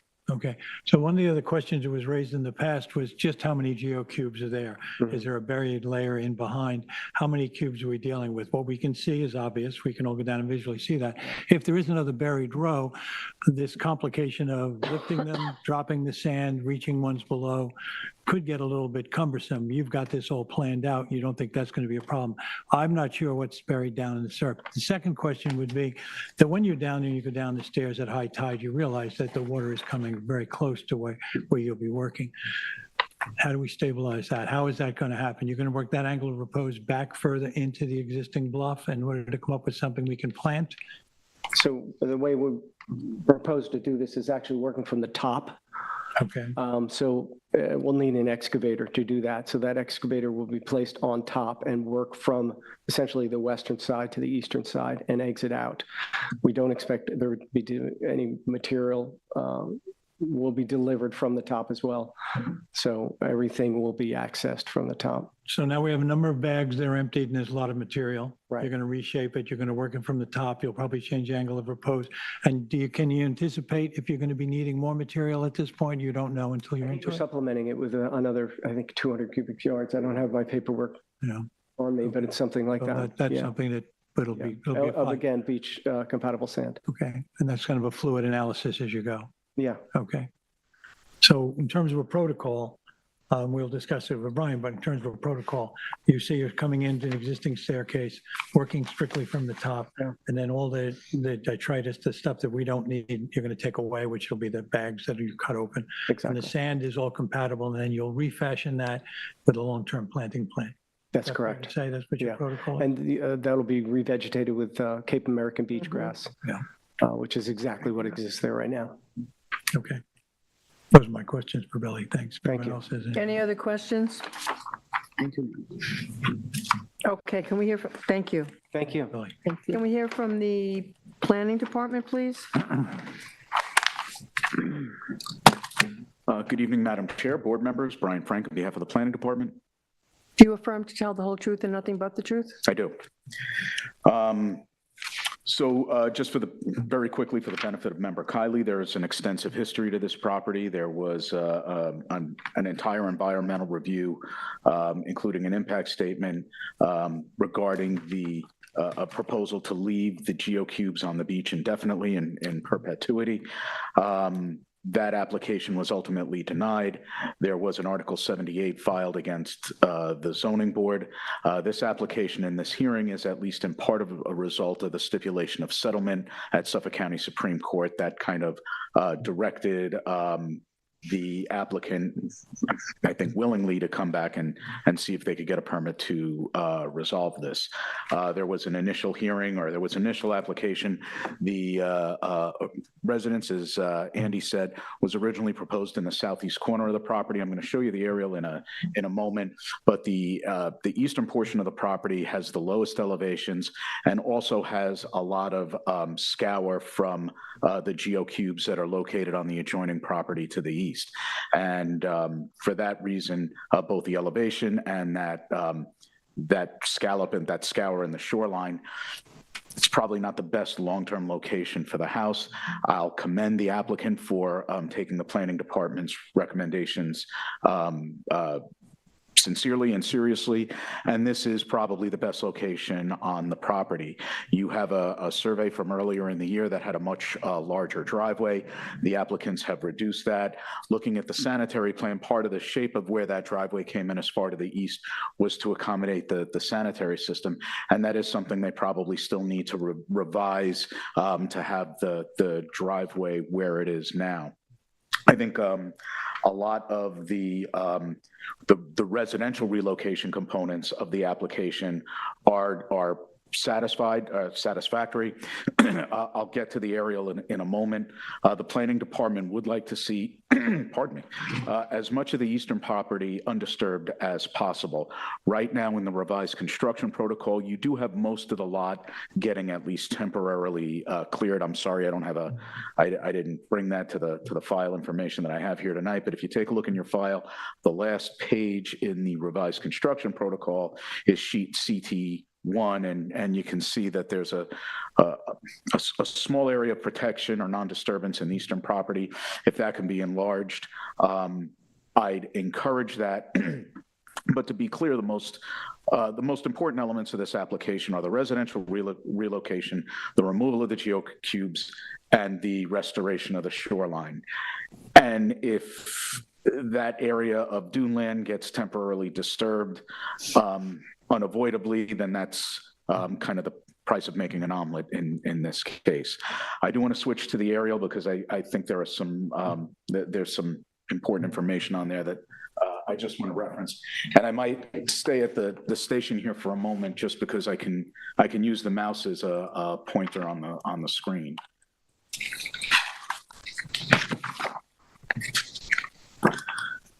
So this is the 2025 aerial.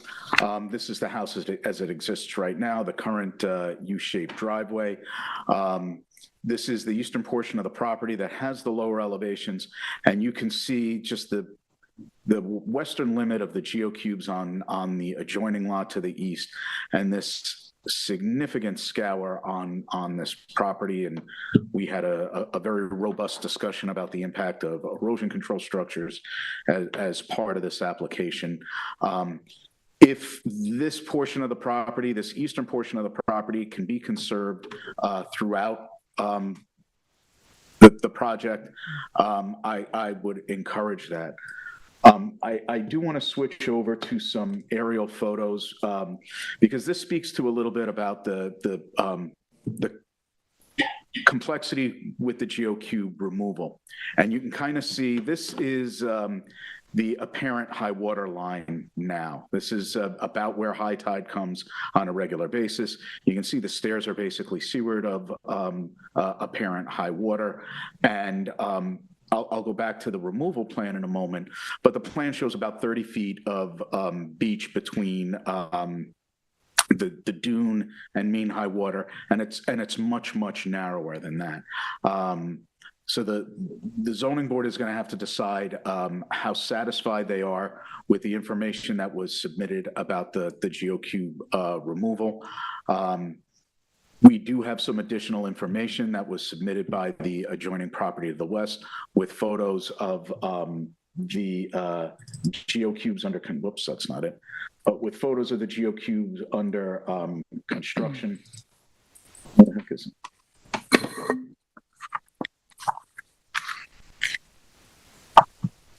It's, sorry, it's on a different file. I can get, I'll keep talking while I get it.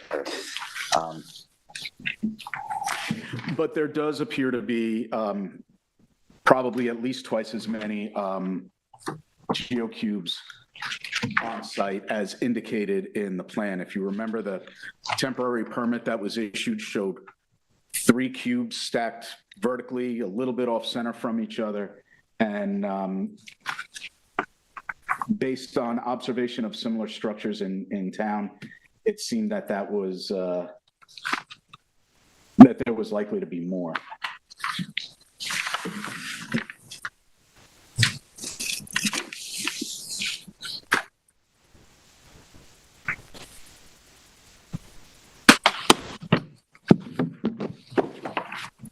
So these are some of the photos of the geocubes under construction.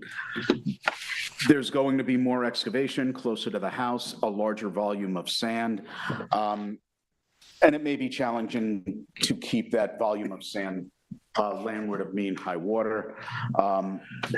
Obviously, the zoning board can't require sand to be placed on any of the adjoining properties, but if some of this sand ends up in the scallop especially on the western portion of the property, the planning department doesn't object to that because that would increase the protection to both properties, both the Curtis property on its western flank and the adjoining property to the west.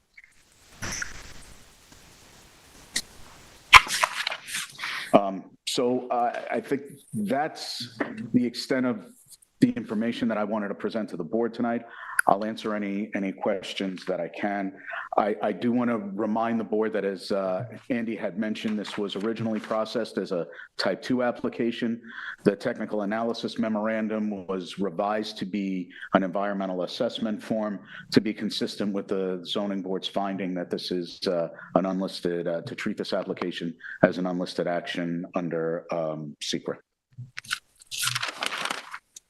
So this is a telling photo for the questions I was asking Billy, and that is that the material that if we empty these bags and drop it at the bottom, he showed a photo that showed the high tide being within feet of the bags. All of us who have been down to the site have realized that at high tide, you can't actually walk in front of the bags because the water's up there. So I'm wondering about during construction, same questions I asked.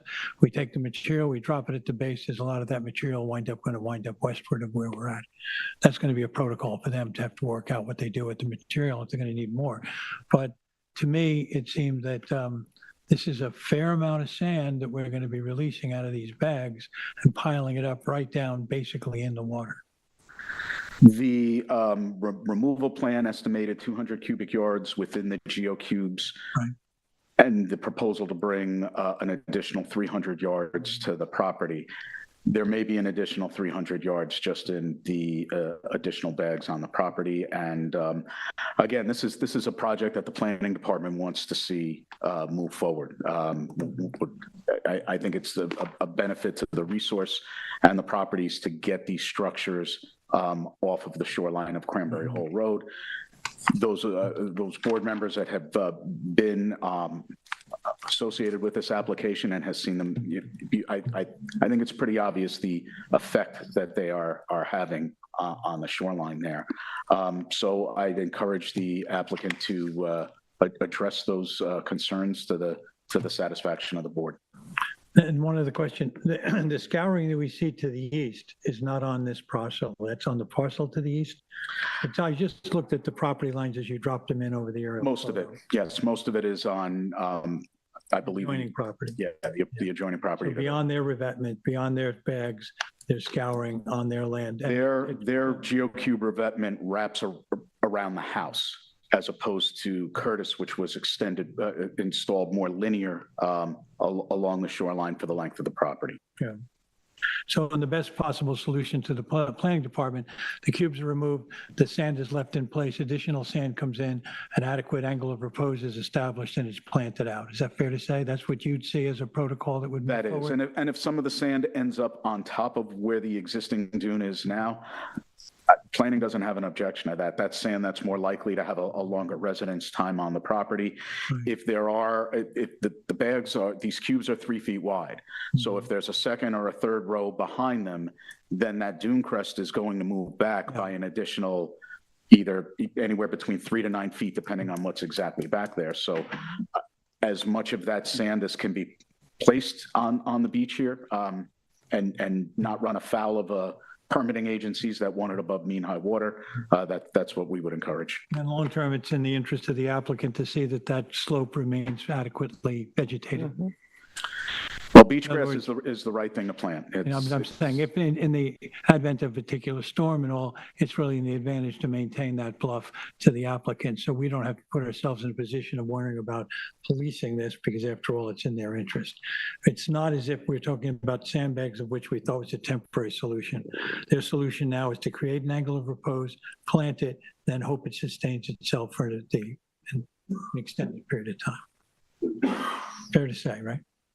Yes. Okay, I'm just saying that's the position of the planning department, that this is an adequate solution if it were to follow that protocol.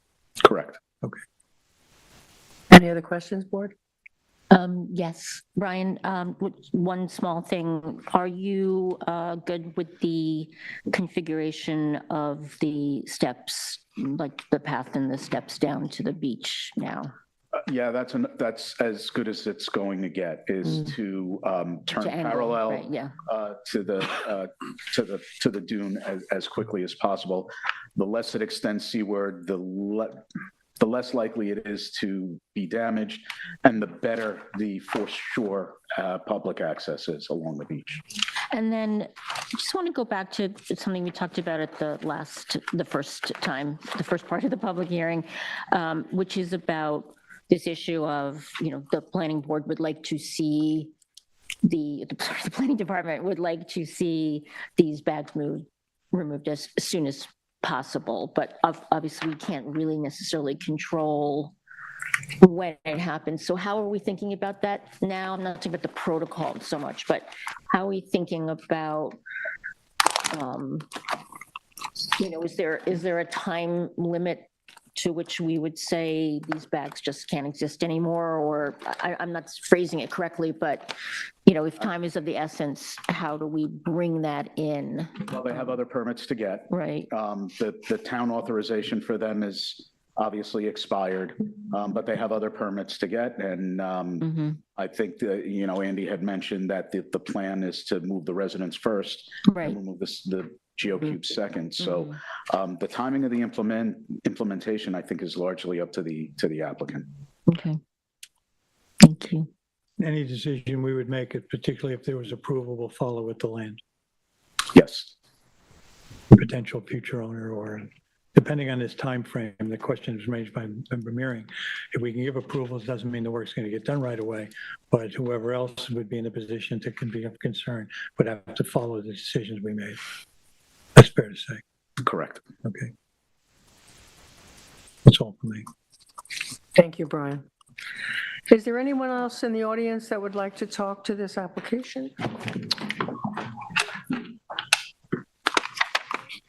Good evening, board members. Karen Hogue, Timmy Latham on behalf of Louis Saul, the adjacent property owner at 383 Cranberry Hole Road, which is the property to the west of the Curtis property. I just have a couple of comments on the recent submissions and the testimony that has been presented. At the last meeting, the applicant was asked by the town to provide detailed plans on shoreline restoration, including sand replenishment. We believe what has been provided by the town raises some additional question and is lacking sufficient detail in order to make a proper assessment of environmental impacts to neighbors, especially to Mr. Saul's property. Mr. Saul's engineer, Andrew Millspa of Sterling Environmental Engineering, submitted a letter to the board today outlining additional concerns and lack of information provided. In that letter, he notes that the underlying site survey remains severely out of date with critical information for the GeoCube revetment. The bluff crest and toe of bluff were last located March 11th, 2020, and exposed face of GeoCubes was last located March 23rd, 2021. This data is over 5 years old and site conditions have changed dramatically since then. The geocubes cause continuous erosion and adverse impact to Mr. Saul's property, and Mr. Millspa notes that it is not possible to fully assess the current impacts and design an adequate restoration plan without a current survey showing existing conditions. I have some photographs just to share with the board on the Saul property showing the flank erosion. Thank you, Karen. I can see this. First time I'm seeing this. Photos. Could you submit it electronically so they can be in the public hearing file as well? Yes, I will. Sterling Environmental stated that the construction protocol still lacks the detail on how the neighboring property is going to be protected from the removal and restoration of the dune. The schematic provided stops short of Mr. Saul's property, and there's no information provided how the dune will transition to the surrounding grade on the westerly side of his property. What we see on the schematic provided is just a straight vertical line with no information provided either in the construction protocol or on the design on how it's going to flow to the, or I guess be graded to the westerly property. And every storm exacerbates the erosion on his property, and the restoration plan should include repair of the flank erosion that the geocubes caused on the west side of the property. This application should not be viewed as a standalone property due to the adverse environmental existing impacts.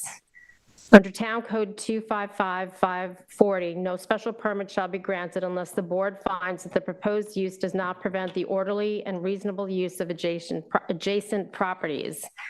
Under Town Code Section 255-5-51, geocubes, arguably erosion controlled structures, say that 10 times fast, shall not interfere with the literal transport of sand so as to cause substantial damage to or immeasurable increase in erosion of the project site or downdrift beaches or shoreline. There was thought put into the permitting process when the permits were issued for the installation of the geocubes, and the removal and restoration of the dune should also be carefully reviewed to ensure that there's no adverse impact to neighboring properties. What has been presented thus far raises some questions as to whether that can be achieved. As referenced in Mr. Frank's summary environmental assessment form dated March 24th, 2026, the revetment has and continues to have adverse environmental impacts along the shoreline, and the planning board supports the landward relocation of the residents, the removal of the entire geocube revetment, and the restoration of the shoreline as soon as possible. We support the removal of the revetment with a well thought out and detailed plan for restoration of the shoreline, including restoration of Mr. Saul's property as soon as possible. Obviously, the concern here is timing. The concern for my client is the timing of the restoration and ensuring that his property, which has suffered severe erosion, is immediately restored. Under the board's special use permit authority in Town Law 274-B, the board's authority to set reasonable conditions and restrictions is somewhat broader than variance conditions, as long as the conditions imposed are directly related to and incidental to the proposed special use permit. Town Law 274-B also requires compliance with SECRA, and SECRA provides broad authority to the town, whereas here the ZBA is taking lead agency. And in regard to SECRA, East Hampton Town Code Section 128-2-30 requires that the lead agency must be satisfied with the environmental impact statement. Under 6 New York CRR Section 61711 concerns the decision-making and finding requirements that the lead agency must comply with. In particular, the language states that the agency certify that the action is one that avoids or minimizes adverse environmental impacts to the maximum extent practical by incorporating as conditions to the decision those mitigative measures that were identified as practical. We respectfully request that the board ask the applicant for more detailed information on the methodology for the dune restoration as it pertains to the sold property. And as you can see in the photographs, the erosion isn't going away, and his property has been significantly impacted. And we believe also that the sold property should be taken into account as part of the applicant's shoreline restoration project. I have nothing further. Thank the board for its time, and we will upload those photographs to the ZBA clerk. Thank you. Was that whole narrative submitted today? A lot of it comes from Sterling Environmental's report in terms of their review of the plans. And included in that were the photographs also that Brian Frank had submitted and showed earlier. I would have a question. Council, should we do that later? Yes. Okay. Thank you, Karen. Thank you. LTV, do we have any callers? We have no callers on the line. Andy, would you like to address the concerns we just heard from Karen Hogue about? I can briefly address them. One is, it appears Mr. Saul wants us to restore his property. This is a dynamic coastal environment. You can tell this is an erosive shoreline. This structure prevented erosion from occurring, at least on the Curtis property. However, just look to the east. You can see there's significant erosion concerns that are affecting this shoreline. I think we proposed the best solution for the issue that we're facing right now is remove those geotextile bags, relocate the residents, and allow this thing to reestablish some kind of a natural shoreline. Whether that's possible or not, I guess time will tell, but that is what everybody is seeking here. With respect to the concerns about the timing, there's no way to access these things until we get the house moved and out of the way so that we can actually, access that stretch of shoreline in front of the house to safely remove these bags. I think the original proposal was that we could remove these things and you don't even need a permit to do that. That was what came out of the hearing that I was at, I don't know, 5-6 weeks ago, is removing these do not require a permit. What we're seeking is an NRSP to restore this and to reintroduce the sand to try and create a natural angle of repose on the property. But this is not, the problems with this shoreline do not strictly relate to these geotextile cubes. I would say these are symptomatic of the problem that's affecting this entire stretch of shoreline, is a highly dynamic and eroding coastal shoreline that I think if you look at our prior DEIS, part of that relates to the lack of sand that's being transported. The literal transport has been blocked by the old fish factory property to the east.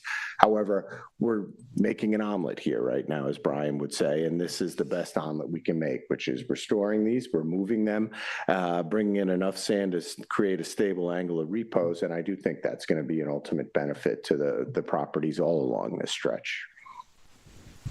Thank you. Would you like to go? Go ahead. Go ahead. Ask council. So my question, before you have a response, my question for council would be, is this board have the jurisdiction to try to implement any kind of cure or additional work on adjacent property when it's not in front of us? I understand what was mentioned by the representative for the neighbor, that we have a responsibility to keep the weight of secret to us.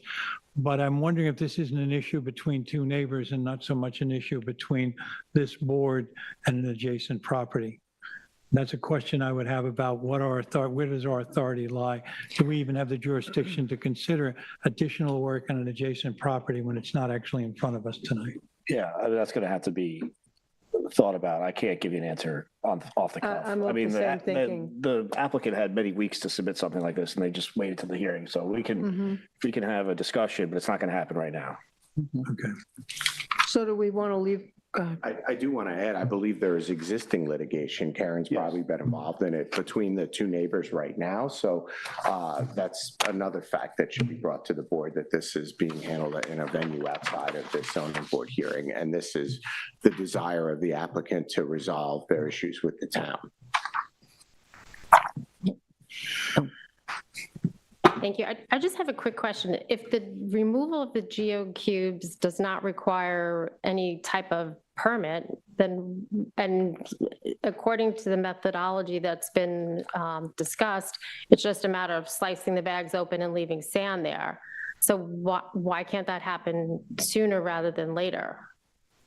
I mean, I guess that's just a rhetorical question, but I'm just wondering, you know, if the timing is concerned because of the erosion that continues to happen, if the bags are sliced open now and the sand is left on the beach, that would help, I would think, if they're all open based upon the cubic yardage that is contained with them, that can be done now, as opposed to getting a decision, having 3 years to get a building permit, which is usually what the ZBA approvals will say, and then they can be extended for a period of time. So while I understand that there's other permitting through the DEC that has to happen, but if the town doesn't require any permits, I just question why the bags can't be removed, because that would leave a lot of sand to shore up both properties. But in this case, an application came in front of us that requires an NRSP, and an NRSP, it requires us to look at the entirety of the property, and we got to look at what's going to be the best environmental solution. What's been proposed over a series of hearings is a lot of discussion that's led to tonight, where a protocol is presented with a possible solution for how to terminate at that bluff face. We go back to the emergency permit, which allowed for these bags to be placed. That would cause a certain amount of disturbance. That was allowed by the town. We're taking the responsibility now of saying, under the NRSP, what is the best possible solution for this property? Why we're considering it, why we're listening to the testimony of the applicant and yourself. Everybody's got a concern. That's what we'll take into account here, and what is the best thing to do to provide protection for the whole coastline. But we got to start with what's in front of us, and that's the house. That's what I'd answer you. That's what I think. Thank you. I agree with that. Madam Chair, may I ask Andy a question just to address something that Brian brought up? Andy, there's another question. Make you keep topping up. Thank you. Brian did talk about, you know, the desire to protect the eastern side dune land as much as possible. Obviously, it's challenged because of things, but given that he spoke about it tonight, how can that be addressed? What do you think is realistic relative Well, I to your think our protocol? protocol addresses it as best we can on our property. So there's no, that's your... Yeah, we can't go over our property line at the end of the day. I'm sure any owner has it within their authority to reintroduce clean beach compatible material and to revegetate. That's what we're proposing to do on our property. Is there opportunity that some of this, I don't know how exact this is going to be, but getting these geocubes out of there is the first priority, and sort of reestablishing a consistent angle of repose along that side that's what we're proposing to do. But I can't propose anything other than that under the town code. Thank you, Andy. Okay, thank you. So I guess my first question to the board is, before we say yes or no to leaving open or closing, are we satisfied with the geocube removal methodology that's been presented to us? Do we have to make a decision now? Well, we need to make a decision as to whether or not we're going to close this or leave it open. Well, I'm happy to close the hearing to hear from the other board. I'm actually of that same mindset. I'm happy to, but the one thing I want to talk to council about, are we going to look into whether or not we can see if another neighboring property, I agree with Ed that what's before us on this property is what we're looking at. Yeah, I would just I'm stick not- with, we don't usually, in my experience, require applicants to start doing work on other people's properties. I agree. I mean, we just talked about it recently with bamboo. We don't go on other people's property to remove bamboo. It's obviously different, but it's the same thought process. Like the bounds of the property and on the waterfront on front of this property is what we're looking at. I understand, and there's a potential for, obviously things happen and they have effects on outside of the property, but it seems like they want they want to have their cake and eat it too, possibly. They want to remove it, but also fix it. And, they're trying to do what they can do. That's, I don't know how else to really process this application aside from just going with what's in front of the board and making that call. Well, I'm in agreement with Vice Chair that we close the hearing tonight. I just think we close the hearing and move forward with the decision-making process, which is our usual routine. I agree. Does the, And how board does the members board can feel? decide individually if they're satisfied Kiley? with the protocol. Member Berger? I mean, Member Mary? close it. I mean, if something. I think we need to. Something unusual came up, obviously we Well, could open at this again, point, but we're yeah. closing it, but I Yeah, mean. I know. You could, if you could, obviously it's possible to reopen the record if you Right, have that's all I to. was saying. If you I'm close sorry, it, say that again? if you close the record and you have to reopen it, there's a process to So reopen we the can record. close the public hearing, but leave the record. No, I'm saying if you close everything, there's always a process to reopen the public hearing. Right, if you so have that's to. what I'm saying. Yeah, just What, we close could it just and then, close the yeah. public hearing and That's record. all We I can was always asking. reopen it. Yeah. Okay, so do we have a motion to close the public Yes. hearing and record? I'll borrow this, thank you. Okay, in the matter of Nigel Curtis, 393 Cranberry Hole Road, Amagansett, Suffolk County Tax Map 300-128-1-28.2, make a motion to close the public hearing and the record. Second. Concur. Concur. Thank you, everyone. Thank you.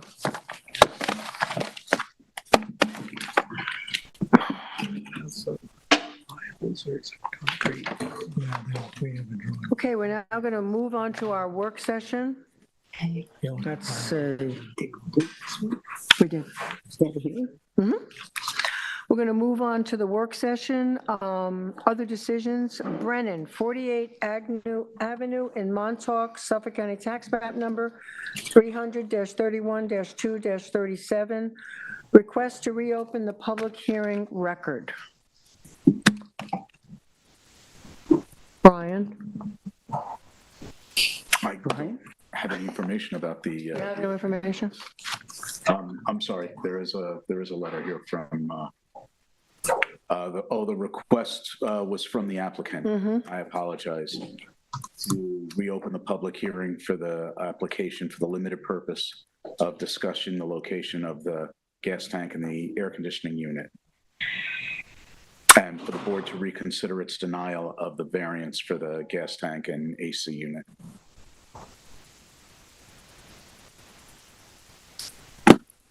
So would this require us having another public hearing?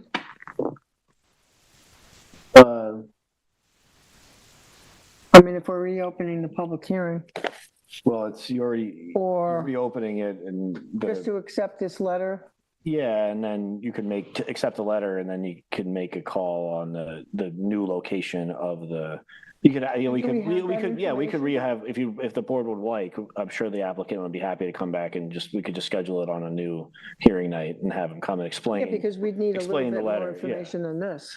Yeah, Well, applicant's right here. I mean, if we, I don't have a problem if he speaks. Go ahead, what do you think? no, I mean, we made a decision on the gas tanks, the AC unit. It was stated by the planner that there are more conforming locations. And, both of these needed a small rear yard setback variance as well as the wetlands. And, I mean, we don't typically say where you can put it. We know there are better places that you can put it on that property, as, Tyler said also. So I don't know why we have to make the decision as to where that's going to go. I mean, there was a denial on the patio, right? And where that patio is today is a location in the back of the house that would easily get rid of the dimensional variances from the rear yard. And those things could be placed in other locations. I actually have to give this to the vice chair because I actually approved this application. The only thing I denied was the stone patio, I believe. But everything else I approved. Well, it was a You mixed, approved it it was as a well? mixed decision. It was a mixed decision on a number of things. Well, I approved everything except the But the, stone patio. but what we have in front of us now, I'm guessing we're talking to the board here, not necessarily you, is what we have is a proposal to move from the original proposal, a new location, we want to open up the hearing enough to take this information in and consider if this is Well, enough. he's asking us to make the decision as to where it should go. I proposed a different location. Hold on a minute. Says you have to be sworn in, not sworn in the record. But we're not on the record. The record's not open. If I I'm can an add something. attorney, but He's an attorney. If I'm not mistaken, this determination hasn't been filed yet. No, that's why he's coming So to the board us. the applicant is aware of the board's discussion for denial. They are offering in this letter an alternative location that increases the setback by 15 feet from 38.3 feet to 53.2 feet from the wetlands. Okay, so where would that be on the survey? Could you tell? right. I don't know, is it shown on the survey? Tom? I submitted a Oh, you submitted a survey. with Yeah. this, yeah. I think the survey showed, right? I thought it just said proposed. I didn't see proposed to go where. Right here. Can you zoom in on that? This is where they currently are. I'm sorry, Brian, can you zoom in on that so we can all see? Oh, I'm sorry, yes, absolutely. I'll show you how to work this thing. A lot of lines. So they're currently right here, gas tanks, AC condenser, and the wetlands are here. So now they're gonna move them, right? Right, yeah. Around That's there. the proposal. I mean, basically just trying to give these people a clear path to get a CO, to not have to file a new application for gas tanks and an AC unit. Like, that's the point.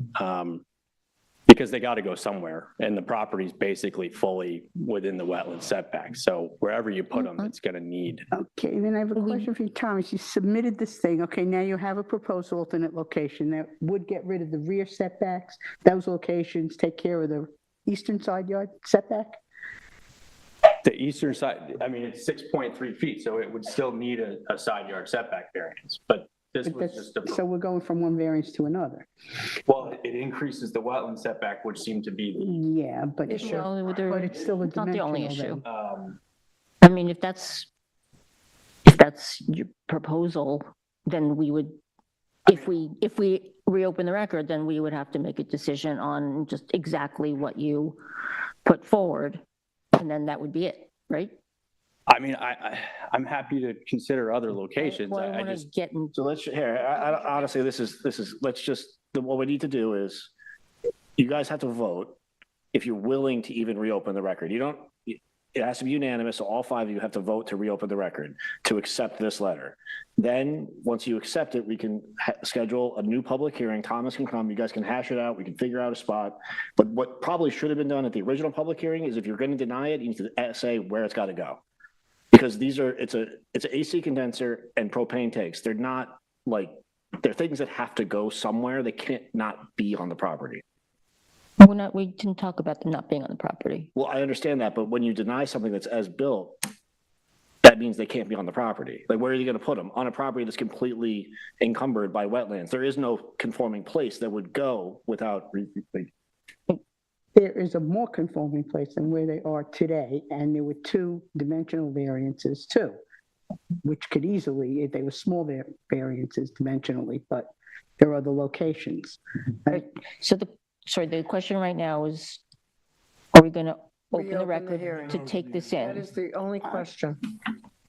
Yeah, we're not making any calls. I don't know that we need a hearing. Do we need a Reopen hearing? the I'm record. sorry. Well, Well, so do you right want to have a now, hearing? let's vote on whether or not we want to reopen the hearing.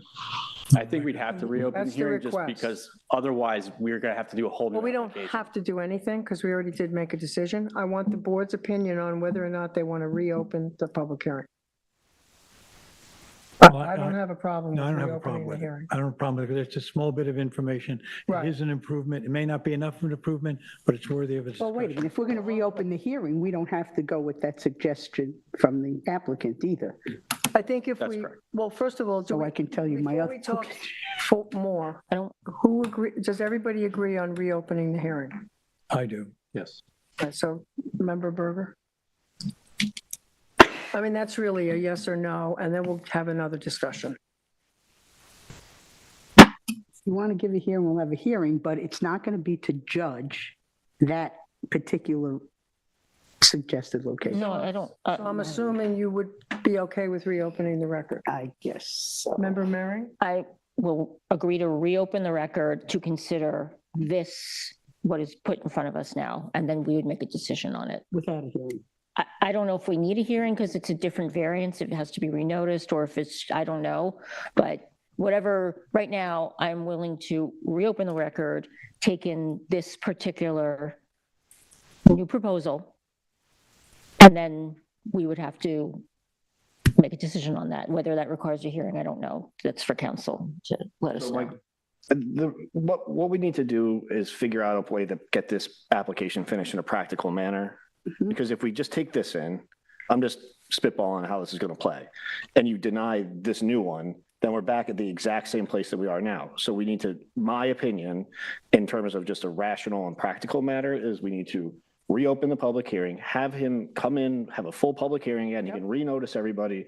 Then if you hate this, you hate the other one, let's have a discussion and come up with a plan that the board likes, that works with the applicant, and then we can go from there. And if you don't want any AC units or any propane tanks on the property, then tell them that. I don't think that's what we're saying. I do. But I don't, this conversation has taken too long already, so let's just make a call.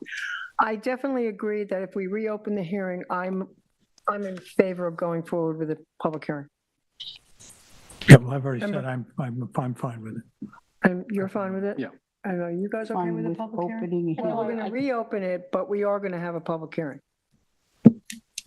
I'm okay with that. Okay. We're going to have a public hearing. So before that, you might, We'll take the board's comments into consideration. Thank you, Tom. Thank you. So we got 5. So that's Unanimously, we voted to reopen. unanimously, Okay, we're going thank to you. reopen and we're going to have a public hearing. All right, so I'll put a motion, and yeah, okay. So who wants to make this motion? let Ed do it. You want Ed to do it? Okay. Then in the matter of Brennan, 48 Agnew Avenue, Montauk, Suffolk County Tax Map 300-31-2-37, I'd like to make a motion to reopen the public hearing and record. Second. Concur. Concur. Okay. Building permits, certificates of occupancy, extensions of time, Trippy, 7 Brisbane Road, Montauk, Suffolk County Tax Map Number 300-30-3-3. Additional material was requested prior to deciding on the extension. Yes, Madam Chair.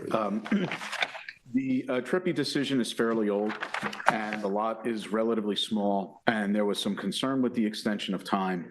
Would they be able to accommodate an IA system on the property, which would be required both by the town and Suffolk County's regulations, as opposed to the conventional septic upgrade that was shown in the past. So they have submitted a survey showing that they can get an IA system on the property, and that was the board's concern. Okay. That was the information the board wanted before they considered the extension request. Okay, And I'm okay with it. I am too. Yeah. Yep. Who wants to make a I'll motion? make it. So for Trippy at 7 Brisbane Road in Montauk, tax map 300-30-3-3, I make a motion to approve the extension of time. Second. Concur. Sokolin, 91 Surfside Avenue in Montauk, Suffolk County Tax Map Number 300-51-3-6, extension of a 2019 determination. So this is at 91 Surfside Avenue. The board had granted an approval for a swimming pool with decking and a spiral staircase, in 2019. No building permit has been issued yet, and the conditions on the property are the same as when the board granted the approval. Okay, I'm good with that, too. Yeah, I don't have a problem with it. Somebody want to make a motion? I will. And then in the matter of Sokolin, 91 Surfside Avenue, Montauk, excuse me, Suffolk County Tax Map 300-51-3-6, I'd like to make a motion to approve the extension of the 2019 determination. Second. Concur. Been a long day. I should stop looking at it. Okay, minutes approval, draft minutes of Tuesday, April 21st, 2026. Member Yes, I make a Berger. motion to approve the draft minutes from Tuesday, April 21st, 2026 for the East Hampton Town Zoning Board of Appeals. Second? Concur. Concur. Resolutions, Bonnet Rooster LLC, 97 and 99 Accabonac Road, East Hampton, Suffolk County Tax Map Number 300-163-7-8.4 and 10. This was a 4-board approval, 1 abstain, to approve a lot line modification between 2 properties. I'm going to make a motion that we approve the determination for Bonnet Rooster, Suffolk County Tax Map Number 300-163-7-8.4 and 10 as written. Second? Concur. Concur. Brian Crawford, 40 Agnew Avenue, Montauk, Suffolk County Tax Map Number 300-31-2-33. This was a constrained lot. There were several issues there. This was a split decision. We didn't all agree, but we moved forward with a portion of it being approved. So I would like to make a motion in the case of Brian Crawford, 40 Agnew Avenue, Montauk, Suffolk County Tax Map 300-31-2-33, to accept the determination as written. Second. Concur. Concur. Vice Chair, do we have an adjournment, please? I'd like to make a motion to close the Town of East Hampton Zoning Board of Appeals public hearing for April 28th, 2026 at 8:44 PM. Second. I just said thank you. Concur. All right, good night, everybody.